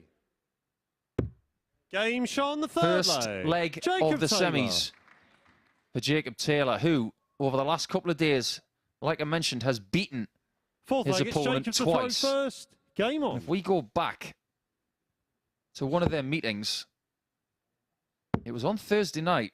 In fact, I do beg your pardon, it was on Friday night. It was a game that Leonard pretty much dominated, but he lost it by 4 legs to 3 in the end because he missed really key doubles at the end. 100. I wonder if that's in his mind. It was just a little less than 24 hours ago. 60. And dart players predominantly have got good memories. When they want to have good memories, they have good memories. But I wouldn't actually think that Leonard would be thinking about it. 100. I think he's in a more confident space than he was 24 hours ago, because if you think about the games he had on Friday night 100. with Lisa Ashton, with Jacob, with Diogo Portela, where penny for the thoughts of Diogo, actually, he didn't get any points in Group B over the last couple of days, but the amount of times he was knocked on the door and was denied. 60. And when you consider how sneakily Leonard made it through Group B, that game that Leonard beat Diogo in, where 100. he was 3-0 down, how important was that? He lost that game to Diogo, he wouldn't be here.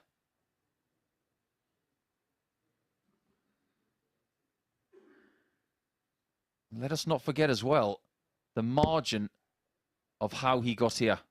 It was on legs 1. He won 25 legs in Group B. Lisa Ashton won 22. They had the same points and leg difference. Leonard took this earlier. 117. Leonard, you require 101. Well, we have such a thing here at the Super Series called a spotter, but good luck. This time he was very 30. conventional. Jacob, you require 24. Double 12. Game shot on It's the now fourth leg. 2-2. Jacob Taylor. Just like it was in the other semi-final. Fifth leg, it's Leonard to throw first. Game on. What are your thoughts pretty much at the halfway point here, Corinne? Is Gates still favourite? I would think so, because they're, you know, it's back on throw now. So all Leonard needs to do is hold his 60. own, and he'll win. They're very well versed in this format as well. And by that I mean best of 7 legs. There are certain intricacies with playing best of 5 legs, best of 3 legs, best of 11 legs. They all have a different feel. Best of 7, when you're in this position, you know you've got to start putting your foot down. Everything is magnified. Every miss, 100. every hit.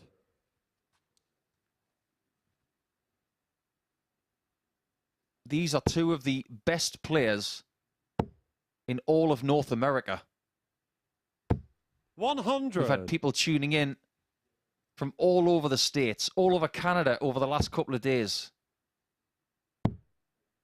And maybe that's a sign 57. that North America is about to pop when it comes to darts, and it may have a lot to do with Leonard Gates' success.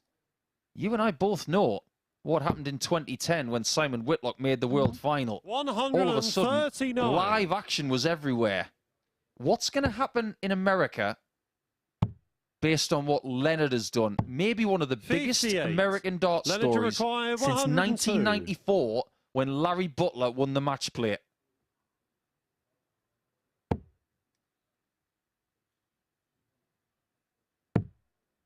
Well, treble 14 is not good to him this time. 94. He tidies it up very well.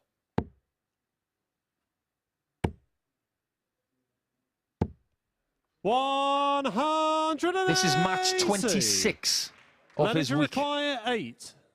Just to put it in some sort of perspective, this is Leonard's 11th of the week. No score. And he's not in front. Require 46. Oh, that could be quite costly, those 3 darts. Game shot. He's behind. Leg. Jacob Taylor. And that break of throw could be very, very big for the chances of Taylor to make the final. 6th leg, it's Jacob to throw first. Game on. This is the first time that Gates has been behind all night. 41. Not a good time to be behind when your opponent needs 1 leg to send you packing. That's a long way 59. back to Houston.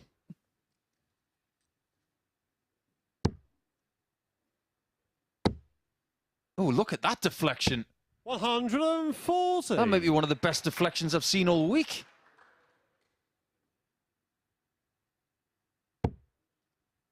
When you consider the standard you've had from Leonard all night and the confidence. 60. If he's eliminated in the semi-finals, you might want to give him a wide berth. His confidence is probably a little rattled at the moment, though. 83. And Taylor just seems to be stepping it up. There is a word in the English language called plodding. It's very much a grey word. It doesn't seem very positive. 140. But all week long, Jacob Taylor has been plodding. But may he be plotting? 140. He's plotting the downfall of Gates. Well, he's only 97 points away from making the final here tonight. And it would be 2 debutants. 95. Jacob, That's a pretty 97. good story.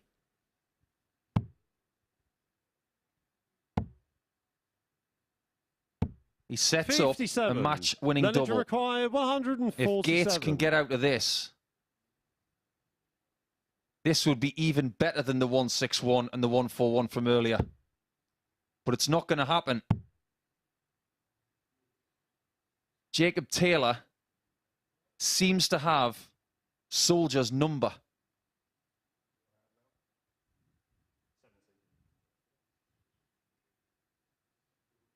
He's trying to figure this out. But is this a little bit of just making him wait? Tactical. 78. Jacob, you Nothing require has ruffled 40. Taylor this week. Not a thing. Game, and that's why he's in the final. And the match. Jacob 3 Taylor. out of 3 against Gates this week. He had a really rough time of it against Barry Van Peer in Group A. But when you put him up against Soldier, he is in charge. But when it comes to the final tonight, you are going to have 2 debutants going at it for £2,500 extra and a place in Champions Week. It wasn't a classic, but it was a really good scrap. Both averaging 87 and 57% on the doubles for the Canadian. Get him across the line. We'll take a short break, and when we come back, it's time for the final.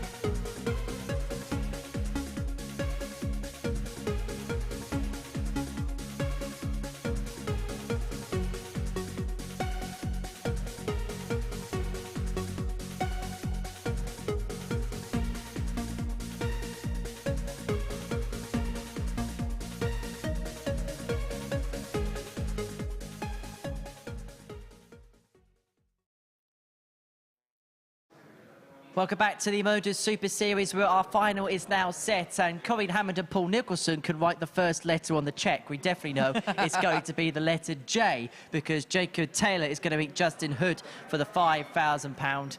So that is our final. Justin Hood against Jacob Taylor. That is after Taylor got the better of Leonard Gates by 4 legs to 2 in our second semi-final. Corinne Hammond up here on the balcony to talk me through that semi-final. And it was Leonard Gates who got off to a perfect start, racing into a 2-0 lead. Yeah, he did. And you know, and I did think that we were going to see Leonard Gates in the final tonight. So, I mean, I obviously underestimated Taylor, but he did the right things at the right times. And that's why we're going to see him in the final up against Justin Hood. What do you feel like opportunity missed? Because once he went 2-0 up, okay, Jacob played better, but he also had opportunities of his own. Yeah, he did. And, you know, and he missed those doubles at the crucial times, and he paid the price for it. Well, and Jacob's won 3 CDC titles in 2022, so he would have been used to getting over the line. And then two probably would have been used to playing each other. And once again, it's Jacob getting over the line. Yeah, and as Paul mentioned during the semi-final, this was the 3rd time that they've played each other this week. Taylor had gotten the best of Gates 2 times already, so he just made it a 3rd time there. So was obviously feeling confident, because would have thought about those matches that he'd already won against him, and yeah, was able to do it in the semi-final. So then that is our final. We'll talk about that in a bit more detail in a couple of minutes' time. But first, you know what time it is. We're going to see who was voted for the checkout of the week. Before we do that, which one would you like? Which one? I said the 170. I just wanted to double check for the viewers that might just be tuning in. I haven't changed my mind. I just wanted to confirm. Here's the VT. And we're into the beginning of match number 6. Can we see a 164? The bullseye for Berry. He finds the cherry. To break back, it's 1 apiece. Berry did find the cherry, didn't he, with that 164 finish. I'm gone. That was your commentary, wasn't it? Yeah. It was I'm not surprised by that. No, not at all. So you're not happy with the... I mean, the people have voted. They have spoken. I'm happy to go with the people. As we know in life, we should not disagree with the people's vote. Shall we move on? Because this podcast is losing the plot very, very quickly indeed, isn't it? Do you want to see who's here next week? Please, Henry. Are you here next week, incidentally?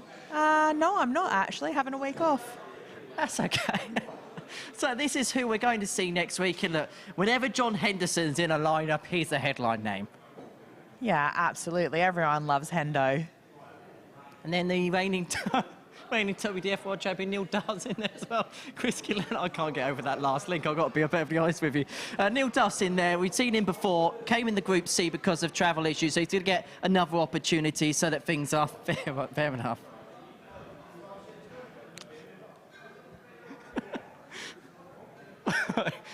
Let's move on and get to that. I don't have a clue what is going on right about now. So the final is set. It's Justin Hood. He's going to take on Jacob Taylor. Now, Justin's just taking this all in his stride, isn't he, this week? Yeah, he seems to have. I mean, they're both debutants, and what a great news story that is to have 2 debutants playing in the final. Like, that's amazing. So they've both kind of taken it in their stride, haven't they? And I suppose it starts on 2 different routes. Obviously, Justin been playing a lot of county stuff. We saw him at the last BDO World Championships, whereas Jacob Taylor's been a product of that CDC system, which has really grown in strength over the last couple of years. Yeah, everything's just coming on in leaps and bounds, and then they've both found themselves here at the MODUS Super Series in the final. One of them's going to be coming back for Champions Week in a few weeks' time. Which means I'm going to ask you the most important question of the night. Who are you going to be presenting that cheque to? Well, I don't know, actually, because Leonard Gates was my pick from the beginning of the night. So I actually, gut feeling, I think it might be Justin Hood. The dream debutant maybe making it all the way to Champions Week. Might be. It might well be. Well, as you can hear, the players have made their way on behind us. There's a raucous atmosphere inside the live lounge here this evening. Corinne, we got through that link. Yeah, thank God. Just about, indeed. So the final is set. It's Jacob Taylor against Justin Hood for the £5,000 top prize, and of course that place at Champions League. We've already inducted 7 names into that particular Roll of Honour, but for who will Week 8 be great? It's time to find out. Corinne Hammond's going to make her way down to the commentary box, and she's going to join Paul Nicholson. Paul. It's final time, and it's a bit more of what we saw in Group B. This has a bit of a story, this one. Because, like Corinne eloquently said, we have 2 debutants in our final for Week 8. We have 7 players already through to Champions Week, which will start in just around about a month. John Worsley, Owen Bates, Jelle Klaassen, the former world champion from 2006. Scott Taylor from the northwest of England. Welshman Mike Warburton, Matt Clark and Steve West are already there. But who's going to join them? Will it be the man who has travelled the most intricate of journeys here to Week 8? Or will it be the man from Glastonbury who was roughly 2 to 3 hours back to Somerset and his home? First leg, it's Jacob to throw first. Game on. We have had a very topsy-turvy evening here in Portsmouth. And yesterday, when I was 100. talking to Abigail Davis on the balcony, she asked me a question at around 1:30 in the morning. She said, Nico, who's going to win? 136. And roughly 4 paces away from me, Justin Hood was staring at me, waiting for my answer. And I said, sorry, 81. Justin, I've got a feeling about Jacob Taylor. And he just laughed. Who's going to have the last laugh, Corinne? Well, I just set up on the balcony that I think Justin Hood might win. 93. So I don't know. I can see this game going either way, to be honest. Well, let's give you a bit of insight into what's happened with these two over the last couple of nights. Sometimes it is a bit of a guide, what's happened over the last couple of nights. Sometimes it's not. When Justin Hood had a perfect record against Leonard Gates, he went into his opening match of the night and got blitzed. 105. Then we talk about Taylor's record against Gates, and he continues that perfect record in winning 3 times out of 3. Justin, you required 167. It's 1-1 between these two, and what a decider it is. It's the bullseye.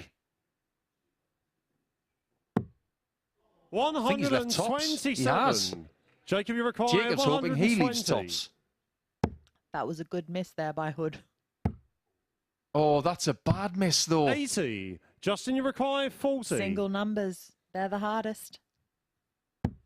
They seem easy, but they aren't. And Justin Hood is in front. Hood. Jacob Taylor will throw first in the second leg. Oh. Apparently not. We're just waiting for our scoreboard to tick over. Might have to take a little bit of a time out here, Corinne, and just wait and see if we can break the smile of the man and the dancing happy feet. That nickname's starting to make a lot of sense. Yeah, it is, definitely. Well, we can confirm that Jacob Taylor won the bullseye in the practice room. Throughout the course of the week, people have had equal opportunities of throwing first. But when it comes to the final, we have to be fair. 60. It must be a bullseye shootout, the only one of the week. And Jacob won it, but the advantage of it didn't last long. No, it doesn't appear that way. 60. Let's look at the previous meetings this week then. Jacob 60. Taylor on Thursday evening played Justin Hood and they had 7 legs. Jacob won it by 4 legs to 3. 100. And it was an excellent game of darts. Ran about a 92 average each. But then yesterday, Justin 45. won 4-0. He maintained that 92 average level. Jacob went down to about 80. So just seemed to lose his mojo a bit on Friday. But he's got it back a little bit over the course of Saturday night. 60. Justin, you require But he might be 104. losing it. Hood has played consistently all night. Even though he suffered that loss to Gates 40. of their first matchup in Group 2, I mean, he averaged over 100. But after that, he has played at a consistent level. 140. And that has been a really good strength Justin, of you his this require week. 64. Another one of those gives him double 16. 32. Jacob, Now, this you is a require big ask from Jacob Taylor. He's 136. had a lot of really good finishes this week, but he's not going to add 136 to his bingo card. 100. Justin, you require 32. Just feels like Justin's a visit ahead.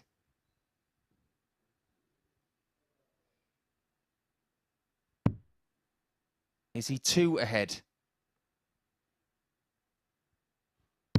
Game You shot bet the he is. second leg. Justin Hood. Just look at the right-hand side of your screen.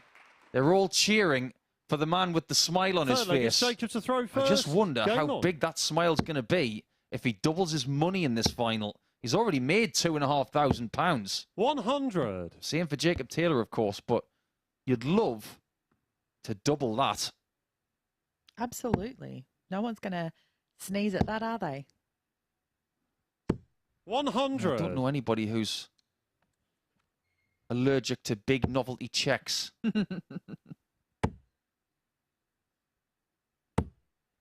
90. A little bit of a timeout here again. One thing we can mention is that in Super Justin's last Series score was 2, 100. when we had our 12 qualifiers,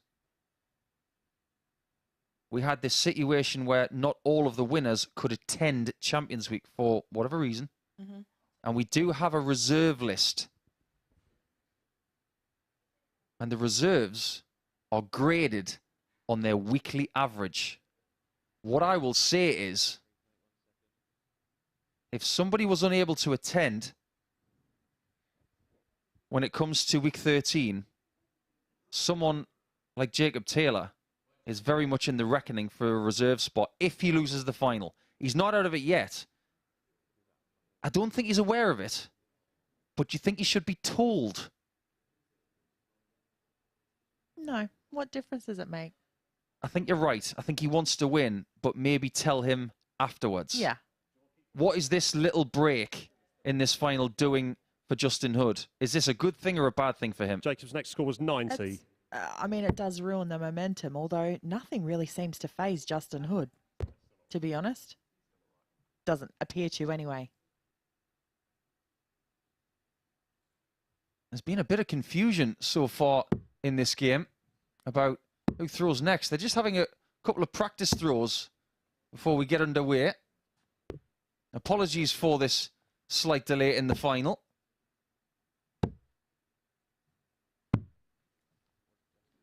What's been your highlight of the night so far? Justin's last score was Because 100. it really has been a sensational Saturday.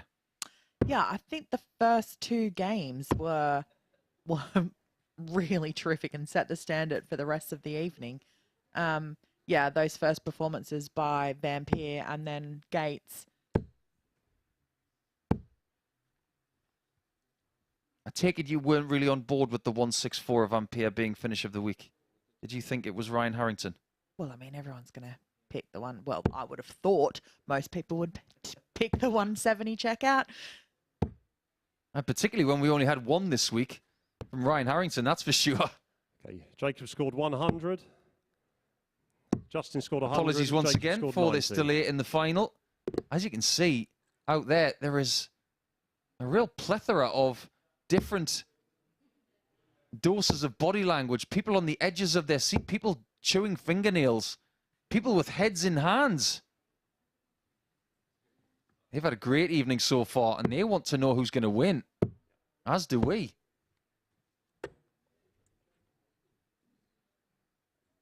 It currently stands at Justin Hood 2, Jacob Taylor 0. Think we might have fixed it.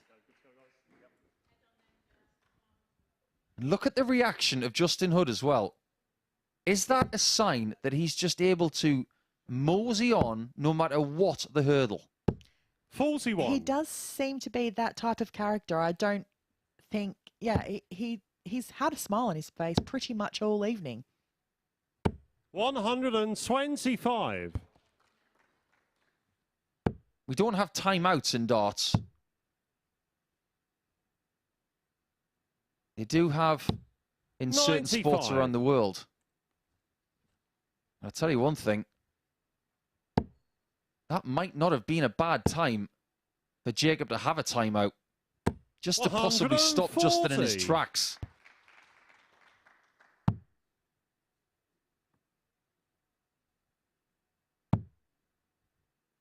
Got to stay there. 133. A wonderful Jacob last start, sets up a 1-3-2. We almost saw a 1-3-2 earlier from Barry Van Peer. And No that score. is bust the score. So let's see if Justin Hood can hit it.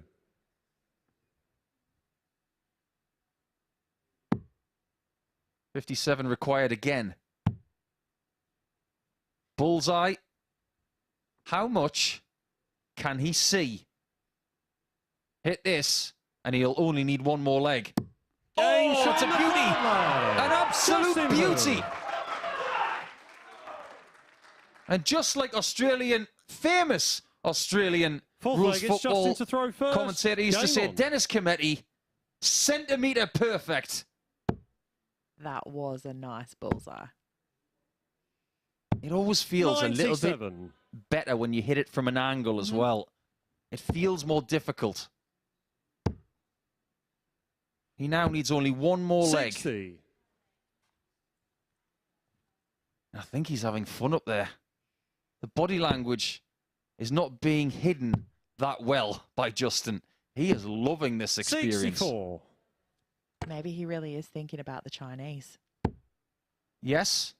When he did have an interview earlier with Henry Deakin, he said, 100. If I win that £5,000, that will pay for a lot of Chinese food.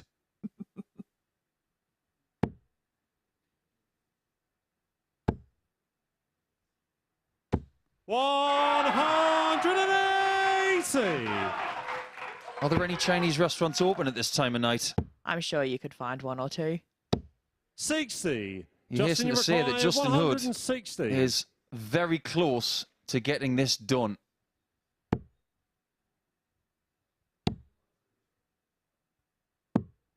$63.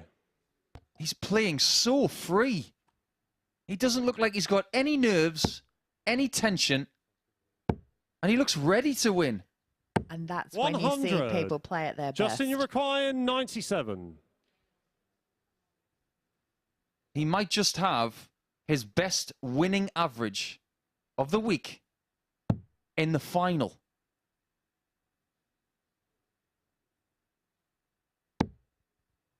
All he's going to do now is set it up. 57. But he's guaranteed a look at double top.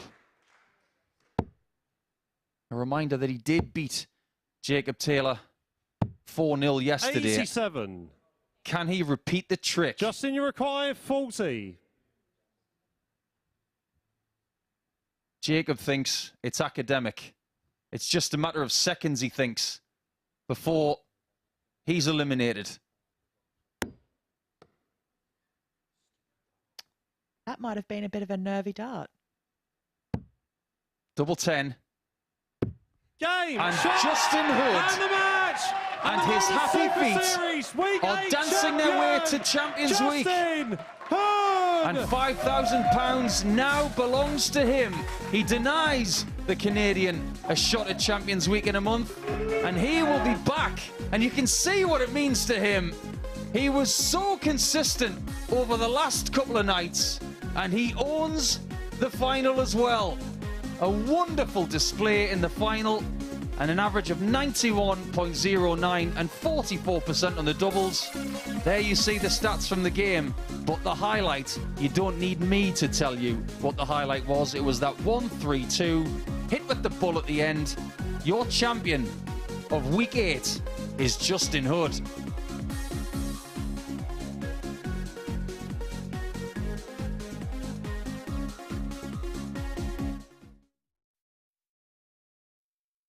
No, it's not too bad, was it? It was good. It was good. I had a lot of support tonight and went well. We can hear that support in loud numbers. When you first spoke to me on Thursday evening, you said you're coming into this to win it. You've now won it. When you started off on Thursday night on that journey, did you expect it to be as tough as this was? What was your preconceptions? It's darts, isn't it? You win, you win. You lose, you lose. I won more games than they did, and I won. So I'm happy. And you tended to get better as the week went on. We saw you play really well on Thursday evening. You improved as Friday went on. And then when it came towards the final stages tonight, you just knew when to go through the gears. Yeah, I had a tough draw. Thursday and Friday, we had a good group, and I got through it. Top of the group, give me confidence, and got smashed first game tonight, but don't let it affect you, do you? You Go had on that. to the next one. You had that break, didn't you, between your first game and your second game this evening? What were you saying to yourself in that intervening period? Nothing. I'll come out here and watch the games. Just trying to take it, just a relaxed Yes. method. I've been playing darts a long time, so you're just warming your arm up. I've been playing long enough, and I've done well tonight, so I'm happy. As you say, you played here for a long time. In terms of achievements in your career, you can cheer if you want. In terms of achievements in your career, where does this rank for you? This is the second biggest achievement I've had, behind beating Dan Govier. In practice, this is the best thing I've done. Do you know what time it is now? Chinese time. Before you do that, it's time for the presentation of the check. To do that, can you please welcome onto the stage the former Players' Champion, the asset himself, Paul Nicholson. Thank you. I'm really glad I was wrong, by the way. I am. Didn't say it. That's yours. That's a normal size check for him, mate.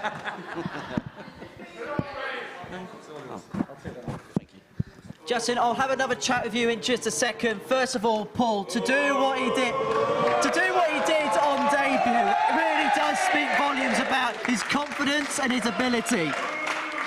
I think his invite was quite late. I think the ability of Justin over the last few years, we know that he's got talent. We know that he's represented his country, and we understand just how naturally talented he is. This is not an accident, and everybody in a month when they come to week 13 and Champions Week has got a problem with this guy. We spoke in the commentary box on Friday night that we were talking about the likes of Bay, we were talking about the likes, that we shouldn't let what Justin did go under the radar going into this evening. Proof's in the pudding now. Absolutely right. And when it comes to Thursday night, I think the fact that everybody else was getting the pressure and the headlines, Leonard Gates, Jacob Taylor, some other people like Diogo Portela and Lisa Ashton, his ability to go under the radar for that night and just settle into this challenge on debut, I think really helped him. And ultimately, that 1-3-2, got to say, that was sexy. Well, Paul, it's been an absolute pleasure working with you this week. I'm going to let Justin have the final words. Champions Week now. Yeah, Looking can't wait to forward to win that one as well. This is a man that's full of confidence. This is a man who's got a cheque for £5,000 and a place at Champions Week, which is just a month away. Happy days. Can I have some time off, Dan, please? He's going to sort out the time off work. We're going to see you Monday morning at 9:30 a.m. It's going to be the beginning of week 9, and it's going to feature no less than the reigning WDF World Champion, the Highlander, and a real high-quality field. But as far as week 8 is concerned, Happy Feet is dancing his way towards victory.